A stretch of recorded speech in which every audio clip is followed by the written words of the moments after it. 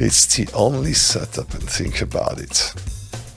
If you're victorious in the game, you come back victorious in the real life through the proxy of money that you brought from real life on the table. So this is the arena. It's a fictitious arena. It's a game, okay? It's just a game. But I brought real money from real life there.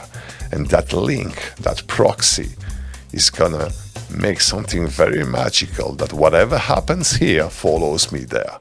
This podcast is brought to you by Pragmatic Solutions, the leading iGaming PAM platform with a modular approach, including many benefits like a fast, secure, and scalable API-based platform, integrated with all major third-party products and services.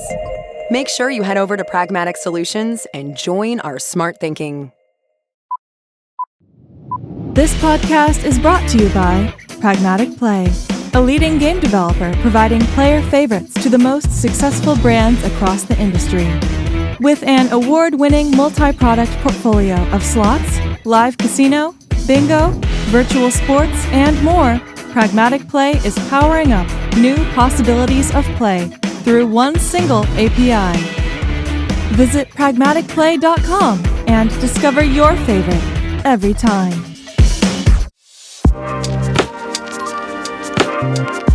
All right, Alex. So first question for you is you are wearing 2 Apple Watches of different brands.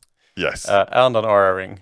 Why are you wearing and the glucose monitor? No, this and is the ketos monitor. No, this is the Whoop here. The Whoop. So I have 1, 2, 3, 4, and when I fast, I have 2 more, which go inside the skin actually in the interstitial fluid. Continuous glucose monitoring and continuous keto monitoring.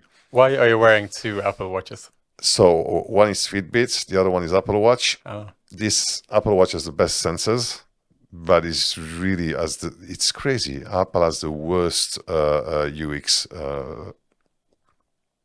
for sleep, for everything. It's really bad. It has the best data, the best sensors. When I look at my heart rate here with a PPG means it's light, basically, that looks into your vein. And I have an ECG that's here, which basically looks at the electrical activity of my heart. Right. They align exactly. Also, so the ECG in the Apple Watch is well calibrated. It's the best one, and studies has proven it. It's also the best one that's aligned with an EEG reader. It's the best as taking your veins as a proxy to analyze your deep sleep, your REM sleep, your sleep stages. Fitbit is not as good.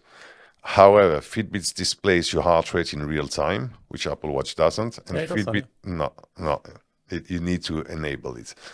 And Fitbit also has a battery life of like 5 to 7 days, and Apple Watch is 1.5 day.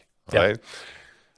Oura has extremely interesting features. For example, when there's a new feature that's come from Oura Labs, you need to enable it. That's called Symptom Radar, that tells you when you're sick, and it's very efficient.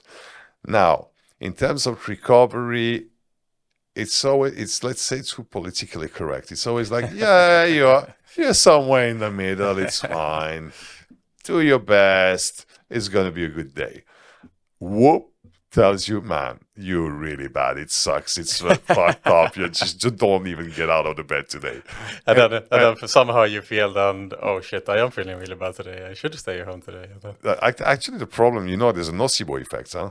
When you look at that data, it has been shown that if you wake up and they ask you how do you feel and say, okay, I feel okay, and then you look at bad data and they ask you again and you say, I feel bad. Oh yeah, for sure. But it also shows you very good recovery when the recovery is good. So what I do, I wake up in the morning and make my self-assessments. All right, I look at Oura and say, okay. I look at Whoop and I say, you're fucking right. So Whoop, for me, is much better. However, now, when we are in the extremes, in very, very extremes, let's say I have sometimes atrial fibrillation, it's heart palpitations, it's my 2nd and 3rd COVID. You know what HRV is? Heart rate variability. So let's say that your heart beats 60 times per second. One time every second. If it beats exactly one time, if it's every second, the heart rate variability is low. And it's very counterintuitive, but it's a bad thing. You want your heart to beat every 1,200 millisecond, 800 milliseconds. So not being having this variability. When you have atrial fibrillation, you have a very high variability. Right. And whoops interpret it at like, good job, man. And actually, it's not good at all. URA sees that something's wrong. Okay. All right. So they both have their own good and bad. Same for Apple Watch and Fitbit. And what I like to do is I wake up in the morning, I do my self-assessment, and I look at 4 of them. And I take what's best of each one of them. And I told you, like, I think it was 3 or 4 years ago, I've developed my own tracker. I've stopped because I didn't have time to continue on that. I was taking data actually from all of them, plus our own data from their own tracker. It's super interesting, and it's a very interesting field actually. Yeah, you know what you can do with these wearables. So longevity is becoming a hot topic right now in the world, and I in my circles, I mentioned before the podcast, the book Outlived by Petiatia was really the book that sparked this interest among me and my friends. And Petiatia obviously is like world-leading longevity scientist, but you have been in this field for quite a long time, and you've been interested in the field of longevity for a long time. So it's not only about how do you live longer, but how do you live longer healthy. Exactly. As well. Like you don't want to age and break down and not being able to use your body. You want to live healthy for as long as possible. What's your thoughts on longevity? How long can we extend our human life? So science says that the max we can live is 120 years. Okay. It seems that during these decades, we're going to break that. Okay. With CRISPR technology, so you modify the genes by epigenetics. It's so you have the genes, epigenetics. It's the manifestation of the genes. So you can actually, what's her name? Liz Parrish, the CEO of BioViva, is I think the only known human being that's been through that process. She went to Mexico, I think, and she injected herself a lot of gene therapy. It's extremely dangerous. You could almost liquefy if you do it wrong. I mean, if you inject something in your body that rewrites your DNA in the wrong way, you can die. And there are examples of people that died with gene therapy. So, and she's like 52 years old and she looks extremely young. Okay. So let's say that within a decade, we will be able to push that 120 age to maybe 150, 200. Okay. But what you said before is very important. Why will I live? And that's what's happening today. We live longer and longer, and people were dying more at 60 years old before, 70 years old, 80, 90 years old now. But what happened? We don't die from diabetes anymore.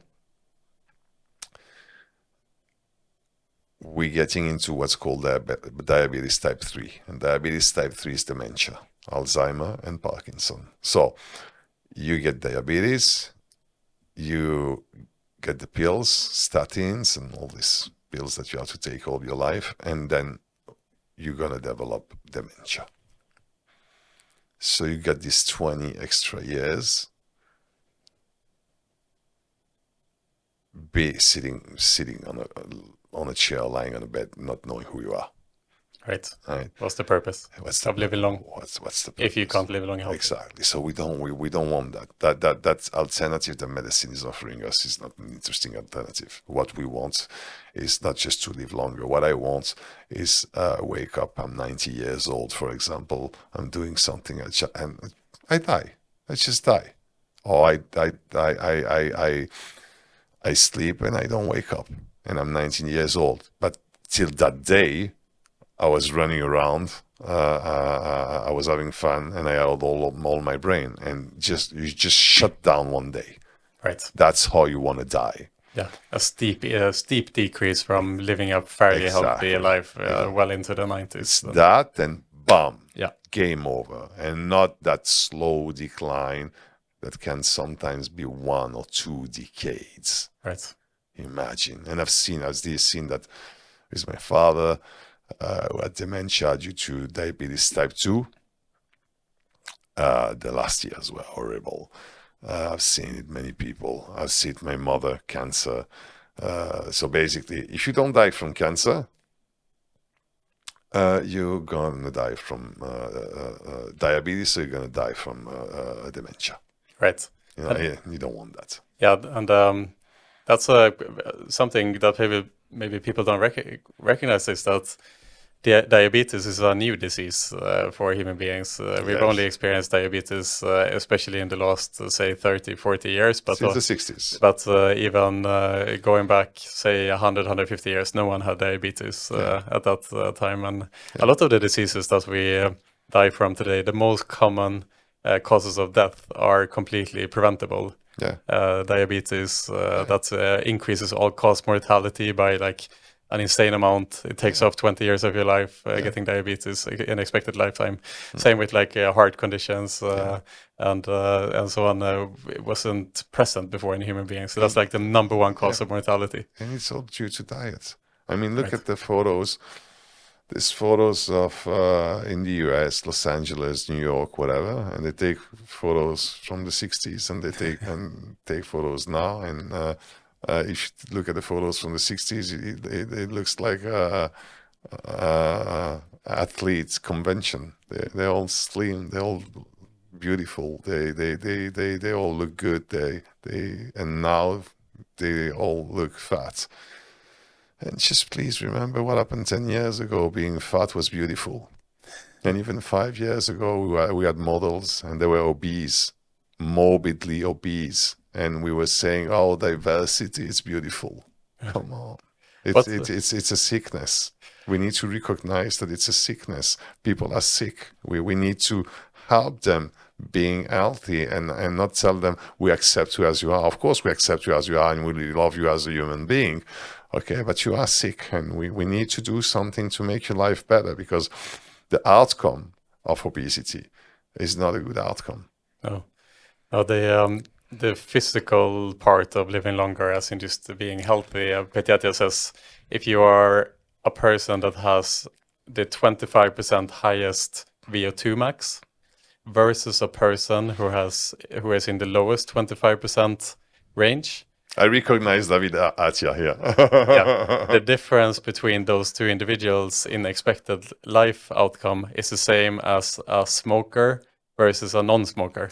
Or even more dramatic. No. And he even says that a smoker who is training will outlive a non-smoker who is not training. Right.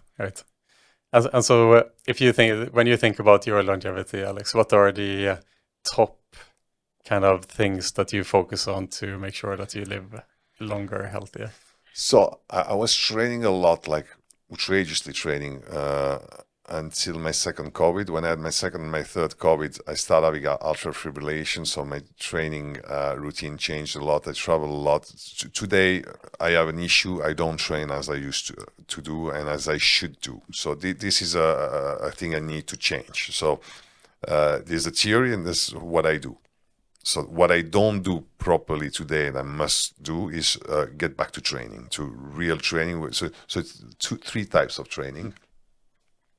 There's the zone 2 training, okay? Let's say 120 max beat per minute. It's very, very boring, basically on a treadmill, and you don't run. You put a 5% or 10 or 15% inclination, and you walk, and you can talk with someone. So you watch a movie, and you do that every day or at least 3 times per week. This is a very, very important training. And even athletes today that are running marathons or sprints or whatever, they need to do that type of training. It's considered as being the best training for the heart, okay? Because it's rewiring all the electrical paths of the heart, and it's setting up the peacemaker that we have to work at the proper pace. So zone 2 training to start with. Then we will have zone 5 training, 1 time per week. Peter explained very well. It's 4 minutes in zone 2 or recovery, let's say, maybe even zone 1, 4 minutes in zone 5. So you go, let's say, at 170, 180 beat per minute. Max effort. Max effort. It's like you cannot do more. You're at the top. You do 4 minutes of that, and then you do 4 minutes of walking, and then 4 minutes of that, 4 minutes of, you do 4 cycles of that. Basically, that's 8 minutes time for around an hour, 50 minutes, 1 hour. That 1 time per week, no more, because it's very exhausting, and you need then to do recovery, and zone 2 is part of the recovery. It's not that you don't want to train the day after. No. The day after you do zone 2, and then 3 times per week you need resistance training. Okay, so you need to build up your muscle mass. That's very important. And then if you want to go further, there's another type of training where you will mobilize your joints, where, for example, tennismen are very good in longevity, because there's a coordination, there's balance, there's a lot of things that are involved. There's one training that's very, very powerful. Just you take a ball, tennis ball, and you launch it, you push it against the wall, and you take it back at the level of your eye. So just a wall, tennis ball, push, take back, push, take back, push, take back. Very good for the brain. Okay. Right. Triceps, very important. You've seen the latest studies about triceps. Triceps are the best for regulating your glycemia. You know, your insulin and your glycemia. I don't know why. We don't know why this specific muscle is very good at that. So there are other type of training that you can have to work around. But the main 3 training, zone 2, every day, 3 times per week, at least.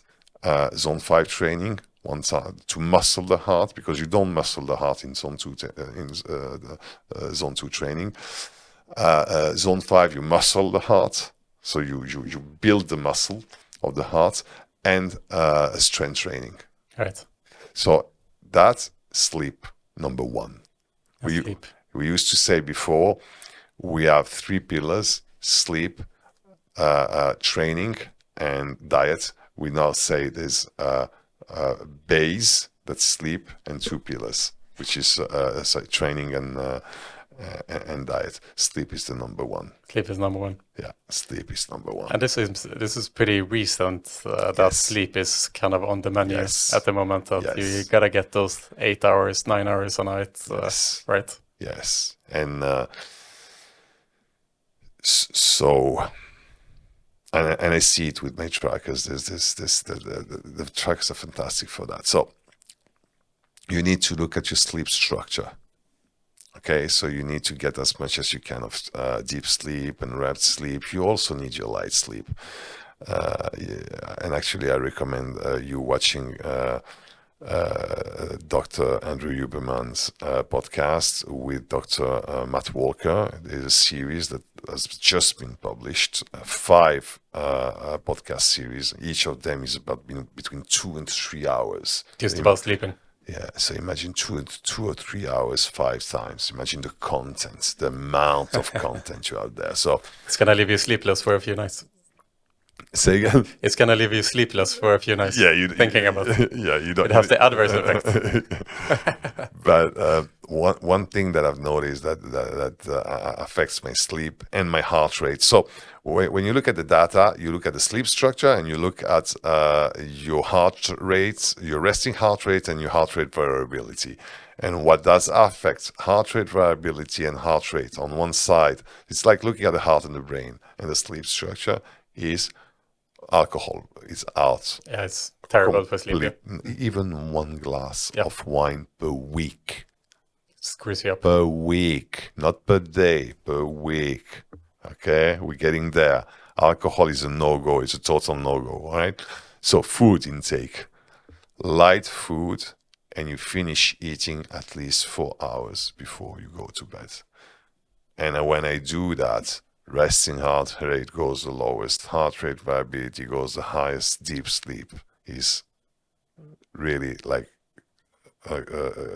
instead of having just 30 minutes or 45 minutes, I get to 1.5, 2 hours deep sleep. Yeah.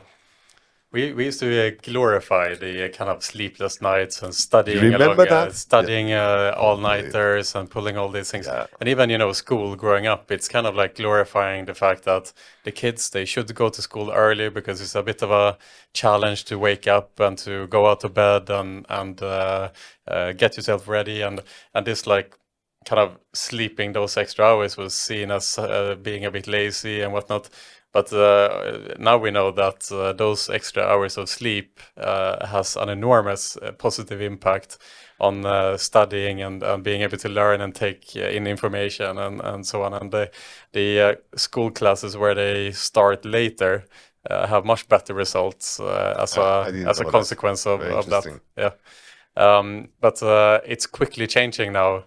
It feels like with this, it's becoming trendy to make sure that you get that sleep and not having to do those sleepless nights of work. And I want to also, you mentioned alcohol, and it also feels like, growing up with the history in the West and the culture that we have around alcohol, which is normalized, that having a couple of drinks a week or getting drunk one time or the other, it's very much in our culture and it's very much normalized and it's part of who we are and how we navigate our life. And even to the point where, sometimes most people, I suppose, have experienced blackouts through alcohol and we laugh about that, but imagine telling your friend that you did so much illicit drugs that you were blacked out. Like if people would take you they would ask you, "Are you okay, Alex?" Like if they need to go to the hospital, Today, yes, yeah. Yeah, but with alcohol, it is normalized that is just part of the culture. But it seems to me that alcohol is the worst drug that there is to some extent because it impacts both your brain and your body in so many different ways. Is alcohol such a big culprit? Do you think as well?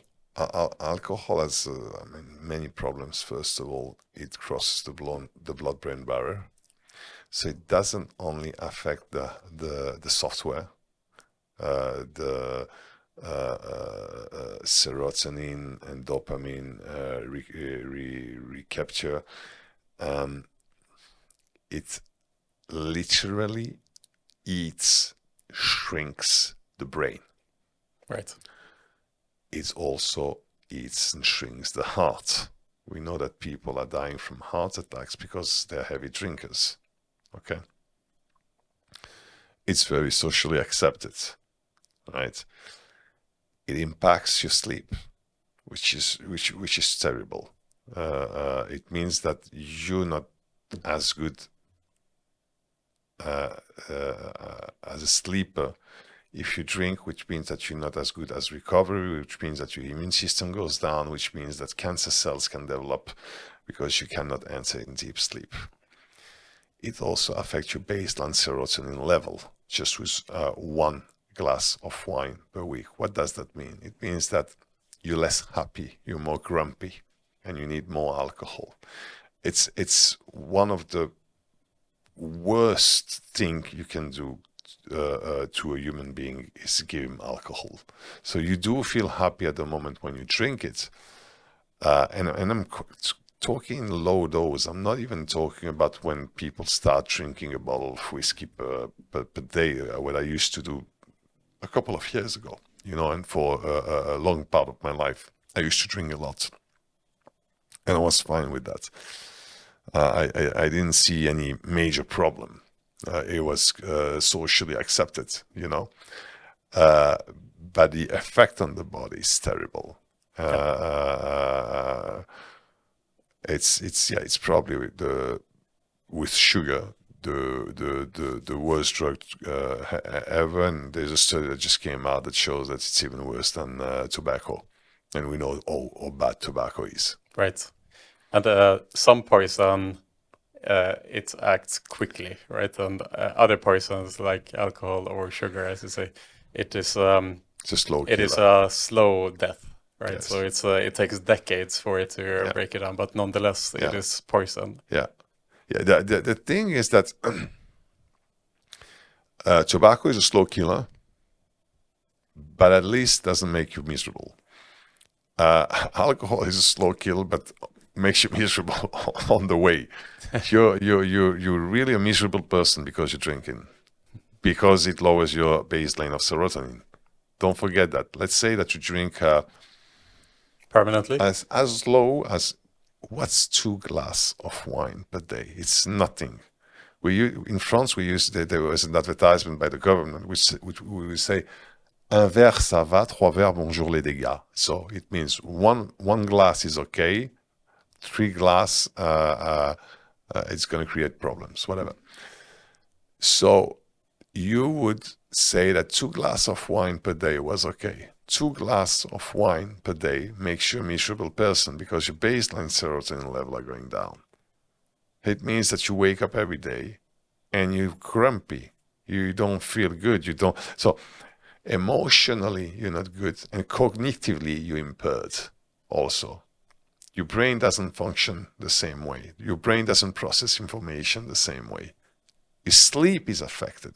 Another very major issue, because this affects the immune system. This affects the way you process sugar. It affects everything. It's terrible.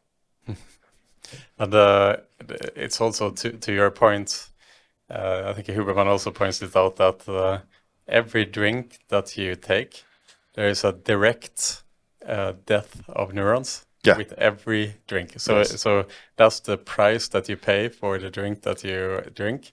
It is X amount of brain cells or neurons die, and they don't regenerate. So that is a direct cost, permanent cost per drink. Yes. And you could say, that's okay. Because we've discovered since then that actually there is some new neurogenesis happening and we can regrow neurons. However, it does directly cross the blood-brain barrier and it shrinks the brain. We can see scans of people that are heavy drinkers. Their brains are shrinked. They're smaller. They're much smaller. Right. So it's not just that it burns neurons. It literally eats your brain. It's terrible. Brain-eating monster. You mentioned together with sugar, it is the worst thing. Why is sugar such a bad thing? So sugar is a bad thing because sugar basically, it's acid. It's gonna the process of what happens in your body when you have sugar, apart on a brain level, on the cardiovascular system, is that we all say cholesterol is bad. There's nothing wrong with cholesterol, actually. What happens is that sugar is attacking the lining of your arteries and veins. So it irritates them. Brain sends signal to the liver to produce cholesterol. Cholesterol is thick matter that's gonna now go into that lining that's irritated, inflamed, to protect it against the sugar. If it happens once, it's okay. If it happens every day, more cholesterol sends, more lining, more thickening of this lining. Now, if you look at the thickness of the brain, of the arteries, they go smaller and smaller. And also, this thick cholesterol transforms into calcium. It becomes hard. It calcifies it. It calcifies. So it's permanent. Exactly. You can't remove it after. I do believe, I'm going to tell you why, there is one way to remove calcium from your arteries. There is it's a CT scan that you do on your arteries, and that evaluates your level of calcium. I did one 6 months ago, and I'm at 0. Oh, wow. And I'm pre-diabetic since I'm 27. And I'm pre-diabetic because I was a heavy drinker. I had very high level of triglycerides. And now I'm not anymore because I don't drink anymore. And many doctors told me you should not take medicines. I forgot which one you need to take when you're diabetic. And I should have a lot of calcium. I think the only reason why I don't have it is because I spend so much time fasting. And when you fast and there's nothing else to eat, the body is going to start eating itself. It's called autophagy.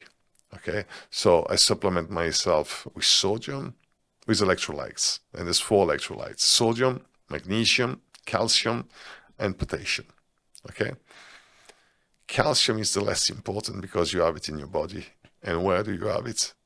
You have it in your bones, and you have it in your arteries when they start being clotted. So I believe, but that's just a theory, because I didn't do a CT scan a couple of years ago. But with the life I had, with the genetics I have, my father had clotted arteries. The fact that at 52 years old, I don't have clotted arteries, I have a 0% ratio. Being pre-diabetic since 27, I think the only way to explain it is fasting. Right. And this is the premise of Peter Attia and the book Outlived. His whole premise is, in medicine 2.0, the traditional way of doing medicine, we get sick and then we get treated. Yes, so yes. we get sick and then we go to the hospital. Yeah. That is how medicine works today. But his premise, Peter Attia, is that in medicine 3.0, we go to the hospital before we get sick to understand what are our predispositions. And the cardiovascular issues is a very good example because it is the #1 cause of death. Yeah. But it is also 100% preventable. Yeah. So if your LDLs, I believe it's like that, that's a test that you do if you have high LDL, so that you can see that there is calcification happening. This is partly also a genetic predisposition in people, that some individuals are more prone to having cardiovascular issues. So if you are someone with a history in your family of cardiovascular issues, you need to go and test yourself at an early age to understand if you are also in this risk group. And if you are, you need to be extremely careful with diet, basically, because this is also a disease that develops over a lifetime, right? The calcification starts when you're in the teenage years, and it gradually increases until potentially there is an issue that comes from that, and you wouldn't know it because there isn't any symptoms until it's too late, essentially, and something happens. So to your point, you did this test, and you recognize that for you are not in a risk group. I have a friend who did the same test, and he lives a very healthy lifestyle, very well trained. By all accounts, looks like he will live to a very old age. But it turned out he was in the 90+ percentage points of calcification for his age group, and because of doing that test, he now has to take drastic measures to make sure that he lowers the LDL in his blood, and doesn't take any risk of kind of accelerating that calcification in his blood. So he needs to be on medicine now for the rest of his life. It's like a 600 euro a month medicine that he will take for the rest of his life. But the consequence of doing the test in the first place is potentially prolonging his life by, I don't know, could be 20 years, could be nothing as well. You don't know if something happens or not. But he gives himself the odds of living much longer. So thoughts. What Peter Attia is saying reminds me a little bit of the Chinese medicine. You were going to see your doctor, and you were paying your doctor when you were not sick, and when you were sick, you were not paying your doctor. I'm not sure how bad LDL cholesterol is. I think it's it's a scarecrow. We're looking at the wrong thing. We're looking, it's like cancer. Cancer is not a bad thing. Cancer is a manifestation of a bad lifestyle. Cancer is a ball where you have all the toxins that are inside. Basically, it's a way your body found to protect yourselves for all these toxins. All right, so there's a very interesting test to do when we think about insulin resistance, and insulin resistance is one of the worst things that can happen. So it's diabetes, then essentially insulin resistance. It is the one thing that you need to avoid in your life. Exactly. Yes. And before become diabetic, you're pre-diabetic, but you don't know it. So what it means to be pre-diabetic. And by the way, 50% of Americans, North Americans, are at least pre-diabetic. Pre-diabetic. That's so crazy. So it means that you would wake up instead of being at 70. So when I'm saying 70 is a European standards, okay? Americans, they have another number. You are at 100, all right? Deciliter, blood thing, whatever. The number is 70. The number where you should be is 70. You're at 100. But you can be at 70 and be pre-diabetic.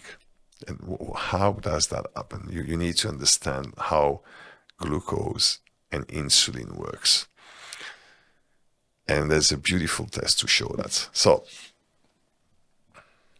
first of all, when you have a continuous glucose monitoring, you can see some trends. I eat something, I have this spike, and then it goes down. And that's okay. When the spike goes up, and it goes 2 up, instead of going at 120, it goes at 180, we have a problem. And then when it stays there not for more than 2 hours, instead of going back to 100 or 70 or 80, whatever is your baseline, after 2 hours, it has a plateau effect. And you see that your body is struggling to get back down, then you see that you have a problem. But the body basically has a problem to break down the glucose in your bloodstream because it's not good at producing insulin anymore, which is what breaks down the glucose. Yes, that's when you get too far. Right. But before that, you become insulin resistant, which means that your body is resistant to insulin and that your pancreas needs to produce more insulin. So I can be at 70 in the morning, 70 glycemia in the morning, but producing a lot of insulin to be there. Right. So using a lot of fuel, insulinic fuel. So you would say, I'm at 70, I'm fine. Actually, you're not fine at all. You're already pre-diabetic.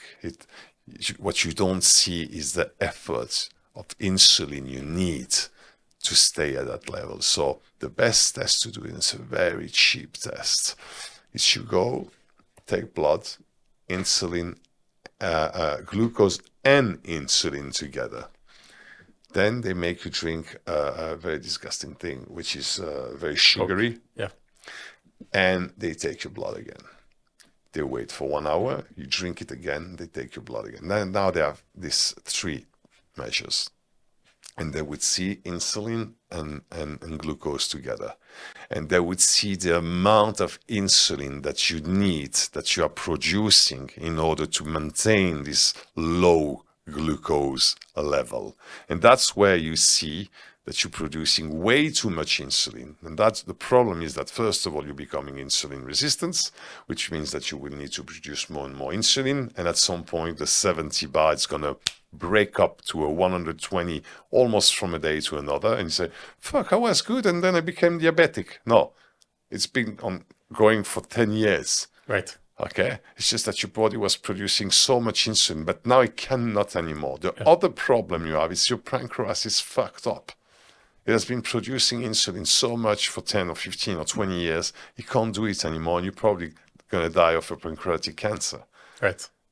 So this test is very important. It's not just to have your fasting glucose level, it's also to have your insulin levels at the same time.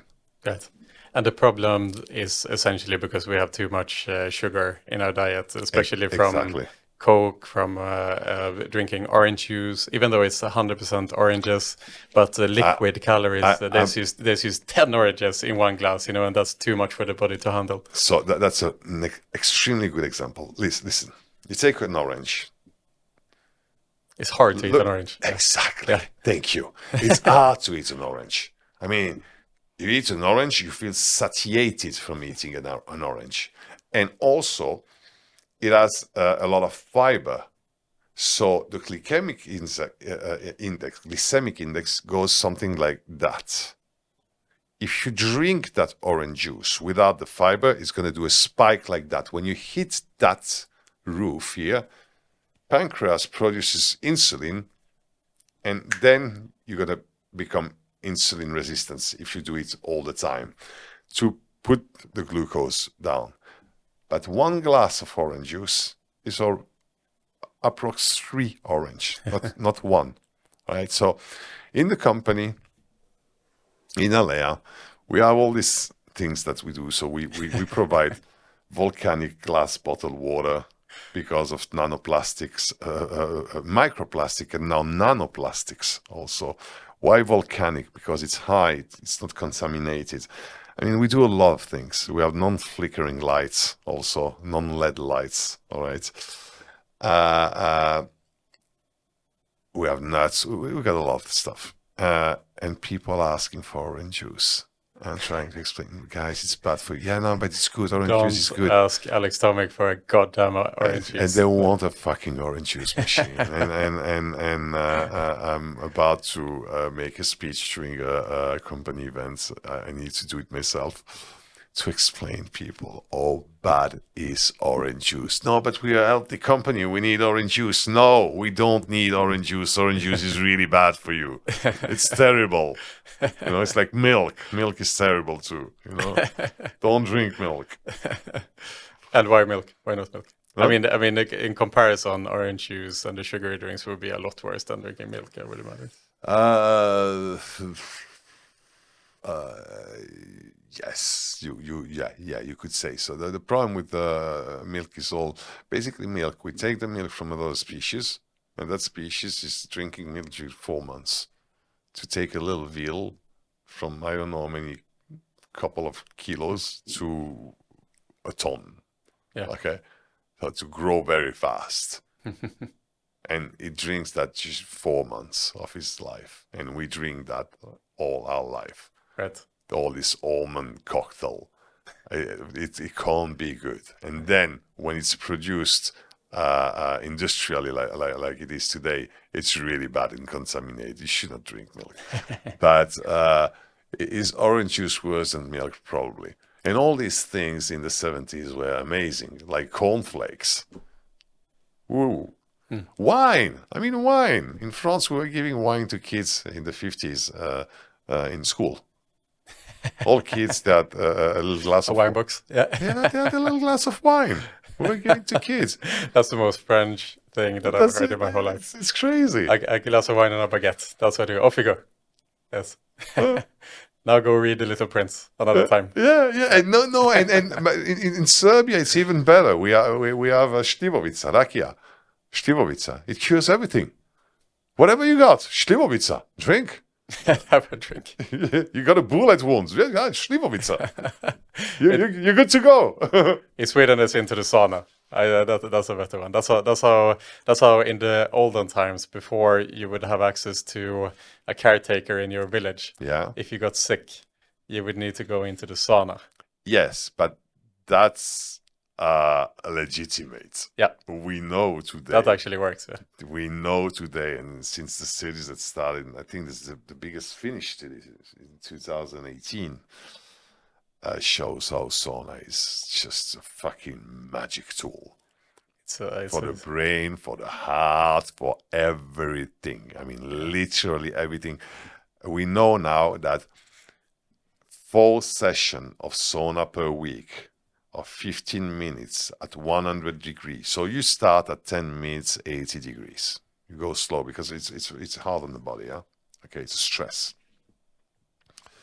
So you start let's say 10 minutes, 80 degrees, and slowly you go to 15 minutes, 100 degree, 4 times per week. There's another protocol at 100 degree, half an hour. Oh, Yeah. that's a tough one. 10 minutes, That's a tough one. 10 minutes cold shower. Yeah. And then another 30 minutes. But that's to increase your growth hormone by 400 or 500%. That's for athletes when you want to get muscle mass. So you do this crazy strength training, and then you go in the sauna for 1 hour. Stimulates muscle growth afterwards. Exactly. Right. That's for your brother. Yeah. I'll send it past to my bodybuilding brother. And cacao. And cacao. Cacao. And not so much cacao. Cacao in the morning, cacao in the evening. I don't remember the doses exactly. You increase by 50% your growth hormone. That's the best tool to increase growth hormone and also go to bed. Great news for all my chocolate eating friends, including myself, by the way. So I think we can talk about longevity for our whole lives, more or less. Yeah. We can waste our life talking about longevity, ironically enough. But I want to change topic a bit. And I know that you've been involved in this research project, Alex, from a friend of ours, Pedro, who is looking to experiment with treating gambling addiction using psilocybin, psychedelic, aka magic mushrooms, to treat gambling addiction. Can you talk about this research project a bit more? I can't talk a lot about who's involved right now and why, because it needs to be made official before we can talk about it. Okay? So I'm going to stay a little bit vague. It's going to happen in September. We're taking 10 veterans, okay, that have gambling addiction comorbidity. So comorbidity means that you have 2 different conditions. So one, you have complex or post-traumatic stress due to war plus gambling addiction. Okay. You go in a facility and you take psilocybin, so magic mushrooms. In this particular case, it's going to be truffles. The protocol is during 1 week, they take it, I don't remember, it's 2 or 3 times. So you have 1 day where you have a session with a therapist, a day where you take the truffles and you have a session with the therapist, a day no, a day yes, a day no, a day yes, something like that, okay? And then we're going to see the results. Studies have shown that it works very well with people that have other type of addictions. So I've been an addict myself for all my life to many substances. I think I've been addicted to basically everything except gambling. That's the funny thing. Be careful. No, I think I've chosen, I don't know, life or whatever my fate was to deal with other people's addiction that were not mine, basically. I always felt a deep sense of responsibility in what I was doing, in what I was providing. I also see gambling as entertainment. I make this parallel with alcohol.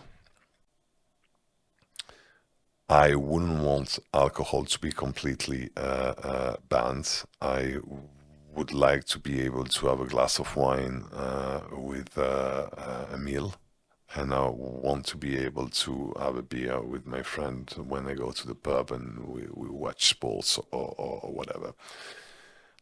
I don't want to be in a world like Mad Men, where people were coming at 9 o'clock in the morning and having their bourbon at the office.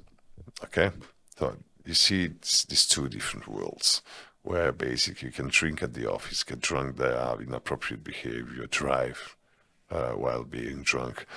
That no, having very moderate alcohol, despite what we said at the beginning of the podcast, I believe that still today, I believe it's okay. Maybe I will change my mind on that in the future.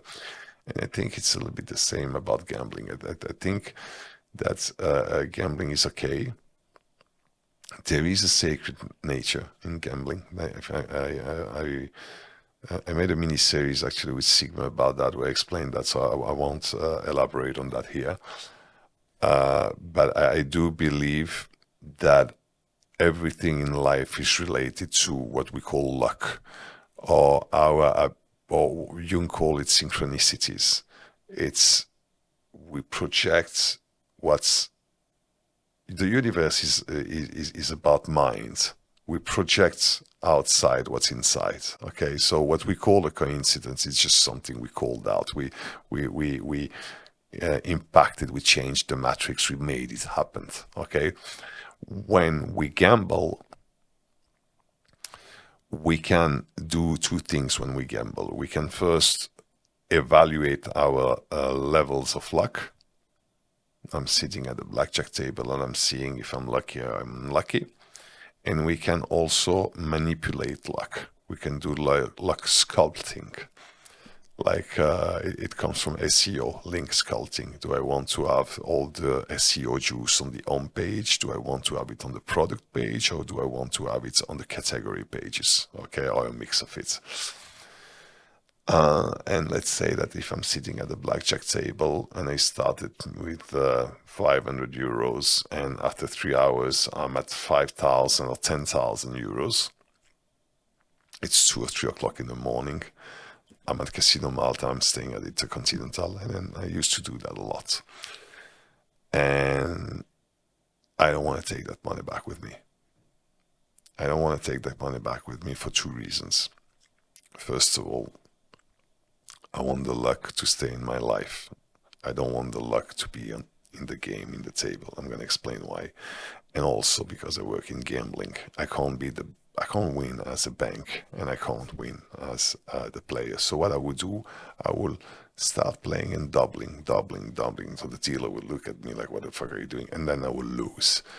And then I will have this relief. I lost that money, and sometimes I lose a lot of money. It doesn't matter, because at the beginning I just put 500. Okay, I may end up losing 20,000, but that is 20,000 were never mine. Okay, and I kind of say to whoever give it to me, thank you, but no thank you, because I need it in real life. I need it for my relationship with my families, friends, love, partners, and business. I'm playing with millions in my real life. I don't want this 20K. I don't care about them. Okay. It's a way also to offer something back to whomever. It's an offrand. You give it back and you say, no, thank you. To the poor casino, basically. Yeah, that need all the help you can get. To the goddess of luck. I see it more like that, you know. So this for me is a very important concept, and I think that's why gambling has a sacred nature. It's the only setup, and think about it, where you come in a game,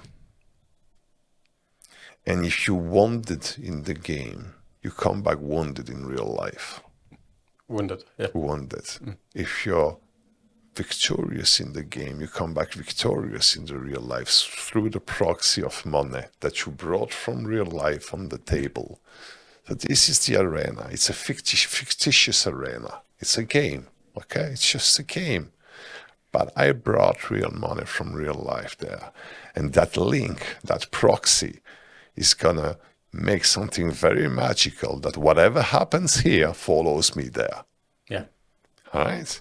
So, And if I may just continue on that front, the other way to experience that adrenaline is to use your health as the proxy. So you can do adrenaline junkie sports, yeah, but the consequence of that is potentially death or harm to your body. But this type of adrenaline seeking activity is the only activity where you can walk the fine life, the fine walk of death without actually being able to hurt yourself physically. I mean, the ultimate game is the Russian roulette. It's I mean, literally it's called the Russian roulette. It's a roulette. Okay. If you want to go that far. Right. But instead of the proxy in the Russian roulette is your health. It's your life. Yeah, it's your life. It's not right? your health, it's your life. It's your life. You're putting your life on the table. And the difference, I suppose, as well is in when you put your health at risk to seek adrenaline, the best possible outcome is that you come out of the activity the same way you came in. Yeah. Whereas when money is the proxy, the best outcome is that you have more money afterwards. So there is an upside to that proxy as well as in addition to the downside. Yes. Yes. And so you get the feeling of walking the fine line, but you also have a potential upside to that, which you don't have when you put your health at risk to seek adrenaline. Yes. But there is another effect that's maybe less seen is, and even with rich people, when you lose, it's a long game. Let's say you lose, and you don't lose a lot, but you lose a little bit all the time. I don't know, let's say that your monthly salary is 10,000. And you play with 500, which is already 1/20th of what you have per month. And your fortune is 1 million. So your wealth is 1 million, your salary is 10,000, and each time you play with 500. Okay? And you start losing. And you lose 10,000, you lose 50,000. It is 100,000. Years passes. Your brain keeps counting, and at some point you've lost 3 million.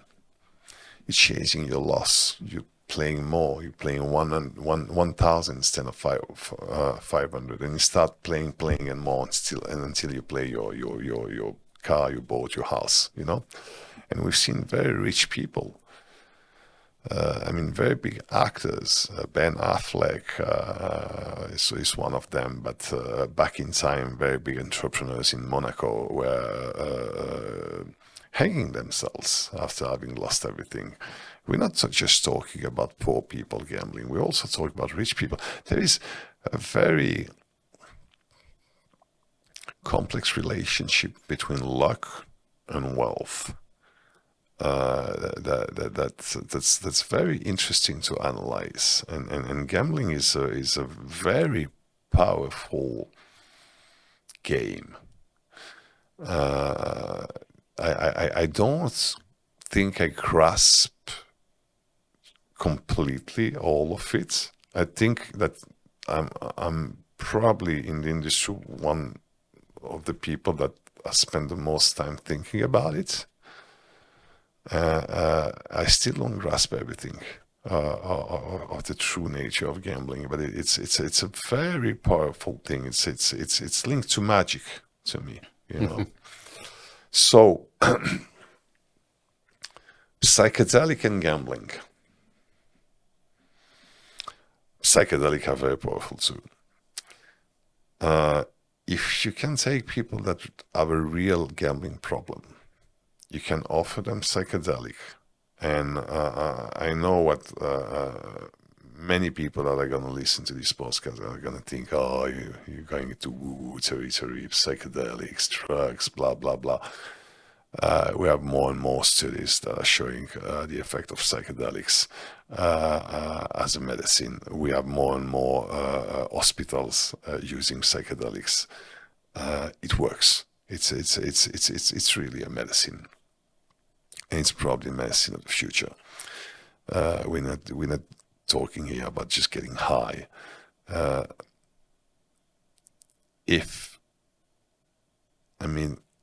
I've spent 20 years in this industry. I made a lot of money out of gambling. Okay, I want to, if there is a way to help people that have gambling addiction using psychedelics, I want to participate to that. I really want to see if it works and if we can help people that have this issue. So it's a very important project for me, and I think in the months we'll be able to communicate about it. It will be official. It will start in September. It will be official in the months. When I say it will be official, we'll have the university validation. Because it needs to be validated by an university. We have the facility who's going to do it. Everything is going to be official, and then we can communicate about it. And I would love to come back here and talk with the two other persons involved into that project and explain you exactly what it's about. Right. Can you talk perhaps a little bit more about the theory of why psilocybin, specifically like in this research project, would help cure gambling addicted individuals? And can you talk perhaps a little bit more about maybe the history of psychedelics and why psychedelics have been stigmatized up until maybe a few years ago, where now kind of the public perception of psychedelics are changing? Well, it's a big subject. So how psychedelic works, there's a latest study that shows that the psilocybin, psilocin, there's two compounds in psychedelic. I mean, there's a lot of compounds, sorry. It's called actually Paul Stamets, which is one of the famous mycologists in the world, talks about the entourage effect. The entourage effect is LSD is the molecule, but then when you take psilocin,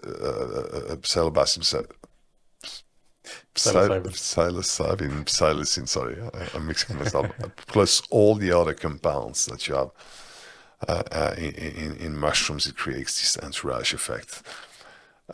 It's like in cannabis, it's not just THC. It's all the other compounds that are in there. And it has been noticed that you don't necessarily need to trip to benefit from the anti-anxiety effect and antidepressant effect of psychedelics. So it has been shown that if you take psychedelic in one heroic dose, and if you have depression, you will be relieved from your depression for about 6 months. So you will need to take it just 2 times per year. It beats everything we know, all right? Problem is that you trip. Problem. Do you need to trip? So they thought about putting people asleep. So they would give them the psychedelic, they would put them asleep so they wouldn't have to trip. And they found out that actually, if they separate the molecules, you can have the molecule that works on the depression, but doesn't make you trip. I really don't like that. When we get there, we get into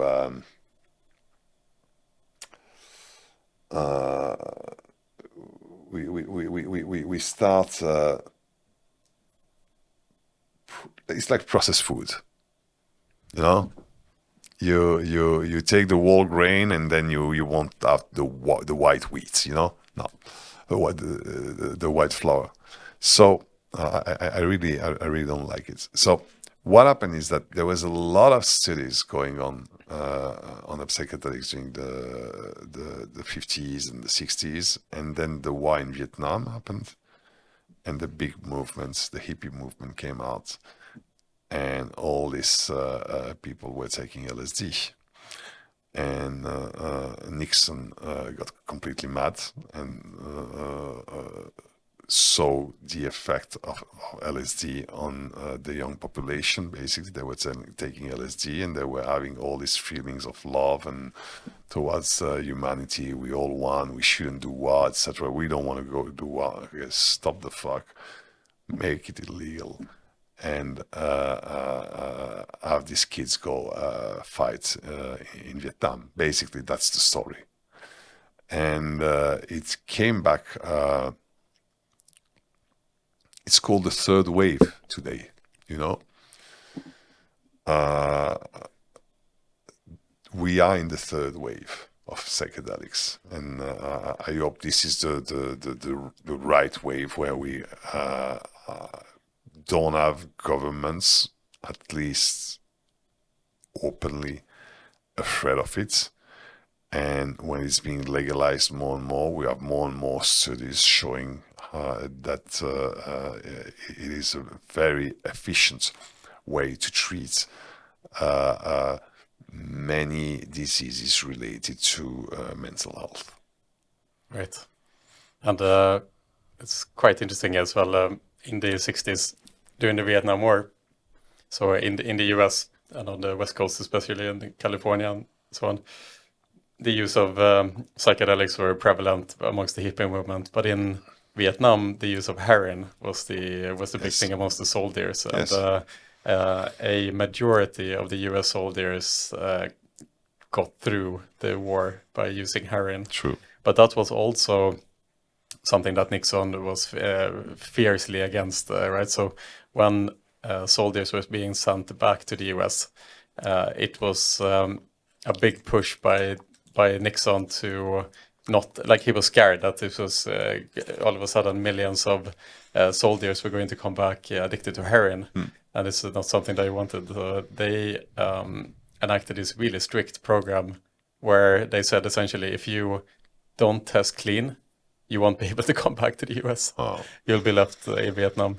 Oh, and what happened? Actually, most people tested clean. You know, everyone wanted to go back home. And it turns out that those people who came back, they stayed clean afterwards as well, which kind of talks a little bit more about addiction in its own right. That but you know why, right? Why was that? So first of all, let's agree that Nixon was a motherfucker. Rest in peace, but Nixon was really a bad guy. People, as soldiers, were taking heroin because they were in a stressful environment. When they were removed from that stressful environment, when they came back home, most of them, apart from them that lost a leg or whatever, or had severe post-traumatic stress because they saw their friends dying in the most horrible ways, and they were tortured themselves, they stopped taking heroin. So why do people take heroin? People take heroin because they're miserable, because something happened to them. Whether it happened to them in the childhood, they've been abused, traumatized, raped, whatever. Whether they live in a stressful environment. If you remove the stress, they don't take heroin anymore. And they've seen that with rats. They created the perfect world. So they put all these rats together. And I think, I don't remember if it was heroin or cocaine they were giving them. They could take as much. First, the normal experiments, you put a rat in a normal lab environment, which is a cage, and that's the point of it. Nothing much going on. Nothing much in a fucking cage. The rat would push the button that delivers him cocaine until he dies. And it was showing cocaine is addictive. And then there's one guy that comes and says, yes, wait, but the rat is in a fucking cage. Yeah, it's a rat in a lab.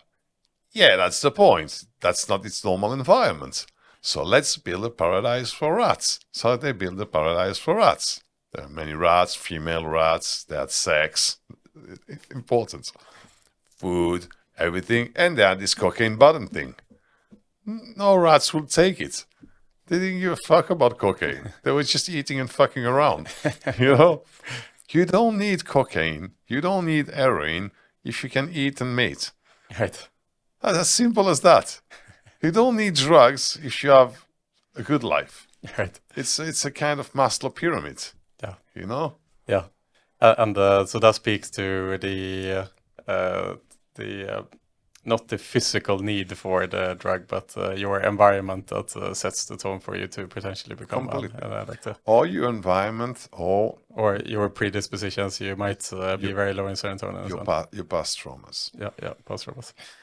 So you said something interesting before, Alex, which is the use of the theory of using psilocybin to cure gambling addiction is actually the compound itself kind of breaking down your depression or your addiction.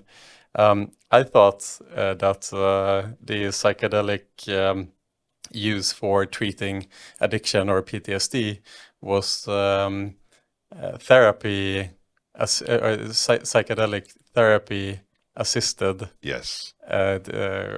Basically sessions together with a person who is Yes. talking you through the journey. But you are saying that it is the compound itself that Yes. you can be in a dream state and you get Yes. cured potentially. Yes. Is there a use case for both, or is saying that this potentially is the more useful way of treating things? So personally, I've always taken mushrooms alone on the other way, let's say. Okay, that's crazy. I was living on the 6th floor. I wouldn't do that again. Today I live on the 14th floor, and believe me, I don't think about taking mushrooms in that setup, living on the 14th floor. Why? You never know. Because you might You never know. you might lose the grasp of Oh no, reality. you lose grasp of reality. Yeah. That's for sure. I can tell you. Yeah, I remember very well not knowing if I was a human being or what I was. You know, it's a fantastic experience. I mean, in many ways. But you don't want to do it on the 6th floor. No, you don't want to do it on 6th floors. I remember once sitting in the sofa, and my living room looks like a train station. There's a lot of people walking around, shadows, ghosts. And I imagine that if that would have happened years ago, I would have just jumped through the window because I would have been scared by ghosts. And I was looking at them. I was so used to it now because I took several times. I don't give a shit. And I even saw my dead father. You know, he was looking at me. And I say, "Hi, Dad." And I said, "Sorry." "Hi, Dad." I was laughing with myself because the first time I greeted him, I said, "Hi, Dad." I didn't do it properly. Like, "Hi, Dad," you know? So, psychedelics alone are a cure. However, you need a trip sitter, just in case. I've had bad trips. Fetal position on the floor during 4 hours. I went through because I'm an experienced psychonaut and because I know that I have time with me. After 2, 3, 4 hours, it's eventually gonna end up. I'm not gonna stay in that state forever. If you're not an experienced psychonaut, you panic. You think this is it.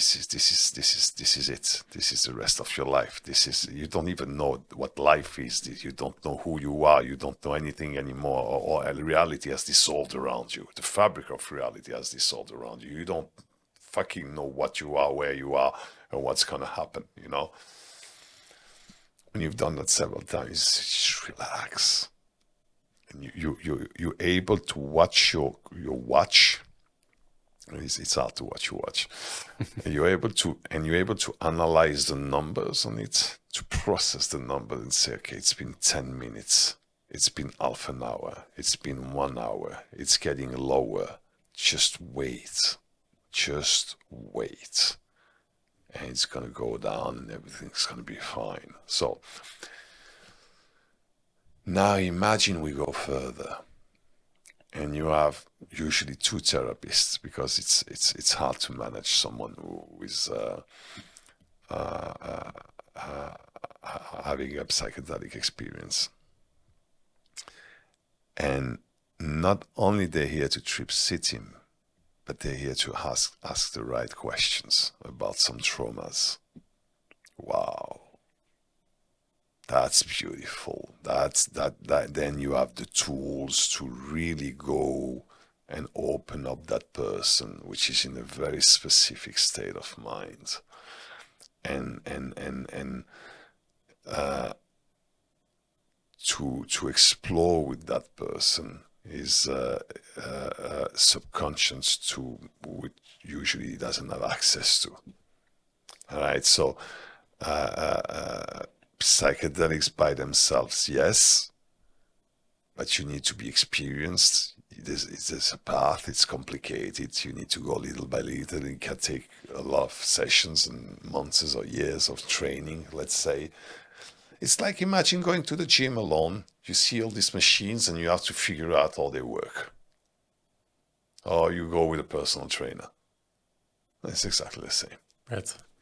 And so for a person with trauma, a person with PTSD, for example, or gambling addiction for that matter, living that life, with time, it's not like your trauma disappears, but you learn how to navigate around that trauma, so to say, in your day-to-day life. And it becomes very difficult for people with trauma or with PTSD to bring that side out of them, or to bring that trauma in front of them.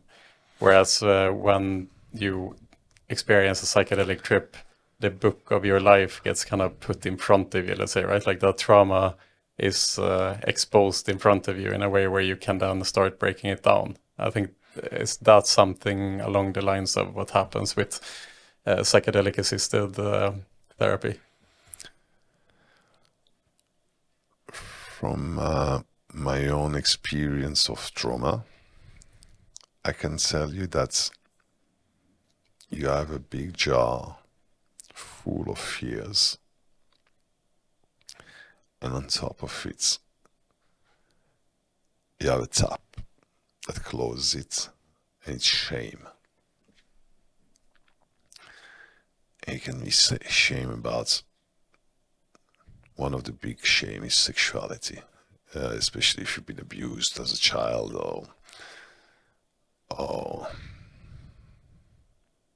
but let's say that sexuality is a big part of it, of the shame. Right, so you want to kind of hide it under everything else, like you don't want to, in your day-to-day life, you don't want to... You can't. It's so hurtful, right, that it's... Not only you cannot speak about it, you cannot think about it. And I think even some people that experience that trauma even blocks it so much that they can't even recite what happened, right? No, they can't think. It's not that they can't recite it. They don't have access to it. They can't think about it. The shame is so strong that when you start reaching the point, in my own history, I can tell you exactly the moment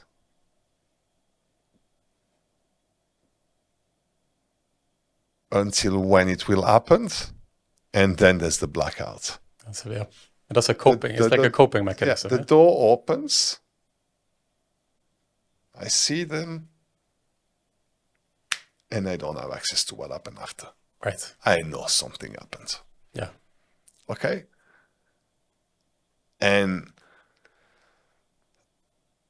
no therapy will allow you to see that if you're not ready to see it, because your brain is your brain, your subconscious, whatever, your soul is protecting you from having access to it because you're not ready, because you just can't take it. Okay, so when I started therapy like 15 years ago, I couldn't speak about some things. And then I started speaking about them. And now, for example, I started the therapy 6 months ago. And in the first session, I pulled out all the most shameful stuff like that. And with a woman therapist, I only could have a man therapist before because it's about sexuality. So I could pull out that to a female therapist like that. And she looked at me and say, you're quite, I mean, you're quite good at it. You've done that before. I say, yeah, of course. She said, yeah, I can see it. You know, still, there's a big part I don't have access to, and there's a part I probably can't talk about. But shame is the big blocker. So what happens when you take psychedelics is that you're in a state, in a very malleable state, in a very, I call it emotional plasticity. I remember very well thinking about one of my hardest breakups 15 years ago. And I recorded myself, and I'm talking about it, and I'm crying, you know. I'm sobbing. And at some point I make a joke about it, and I start laughing about it. That's the beauty of psychedelics, is that you can look at your life and look at some events and have a strong emotional response and cry and laugh about it at the same time. And that's what dissolves shame. Right, that's what breaks it down there. It dissolves it. You look at it, you look at the shame, and the thing that makes you so shameful, you can look at it, and you can look at it with kindness towards yourself, because shame is directed towards you. It's yours. You're a piece of shit. You're a little piece of shit. And not only have kindness towards yourself, but then laugh about it, which is the next step, you know. And that's the beauty of it. And then it's not that it disappeared. It's here, it's inside you, it's processed. And not only it's processed, it became a strength. Right. What the fuck? That thing that you were so afraid to look into the eyes became a strength. Now you can touch it, and now you can play with it, and now you can see it in other people, and now you can help them with it, and it's okay. Yeah. It feels like the people and individuals that have had the hardest of lives and the hardest of upbringings and the most amount of trauma, the ones that are able to integrate that into their personality, the ones that are able to integrate a shadow, are usually the people who become most successful at the end of the day as well. It's like if you have a very successful person, he will show you a fucked up past. Yeah, to some extent. Yeah, you know, it reminds me this Japanese art, the broken vase.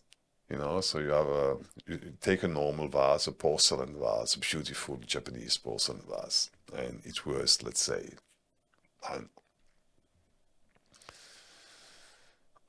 1,000. You break it. It cannot serve its purpose anymore. It cannot hold water. The first one can hold water. The second one cannot hold water. And then comes this Japanese artists, take the vase. He has gold, and he molds the gold, and he puts all the pieces together with molten gold. Yeah, that's how you say. And all these pieces are stick together with gold that has been molded directly on not molded, but with fire. I don't know how you say it. Yeah. And then that vase becomes a very unique vase. It has more value because there's gold, it has more value because it's unique. It's beautiful. I don't know if you've seen one of these vases. It's all broken. It has all these golden lines. Okay. Maybe if you put water, it doesn't. Maybe sometimes water goes through a little bit. Okay. But now you have this unique piece. Okay. And that's the analogy of human being, because not only of the broken human beings, we're all broken. We've all been through trauma. I mean, human fate is traumatic. Just being born and living and having to separate from your mother, because at the beginning you believe that you and your mother are the same thing, you know. And to do this separation and then get out to be able to do it and rebel against your parents to go and conquer the world and whatever fuck happened after to you, is a traumatic experience, and all human beings are like that. So some are more broken than others. Some never manage to put themselves back together. Right. And the ones that were the more broken and that did the work and managed to put them back themselves together are kind of peace of heart. If you look at them, they're beautiful beings. They're kind. They're empathetic. They can look through another human being and see the pains. I mean, it's the, I would say it's without being too Christian, yeah, it's the way of the Christ. It's Jesus is the guy, and being the Christ is when the man comes in the desert through him, this illumination, and you become Christ, and you understand that we are all one, and then you can look at through the other and understand who he is and what it's his pains and his struggles, and just understand that the way is his kindness. That's it. Yeah, it's psychedelics for everyone, because I have a feeling as well the psychedelic can be very powerful and traumatic in its own right. Like, is psychedelics suitable for anyone with trauma?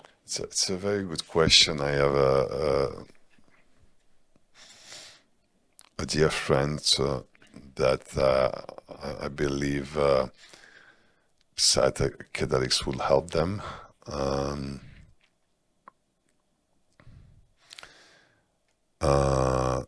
And I'm afraid even to be the trip sitter, because I don't know how they would react, you know. And there's a new technique called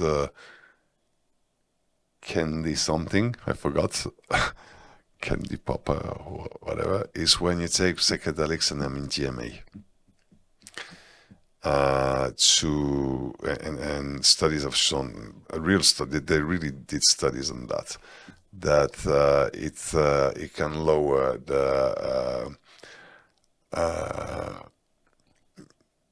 challenging effects of psychedelics. I mean, I last time I took psychedelics, I think it was 3 years ago.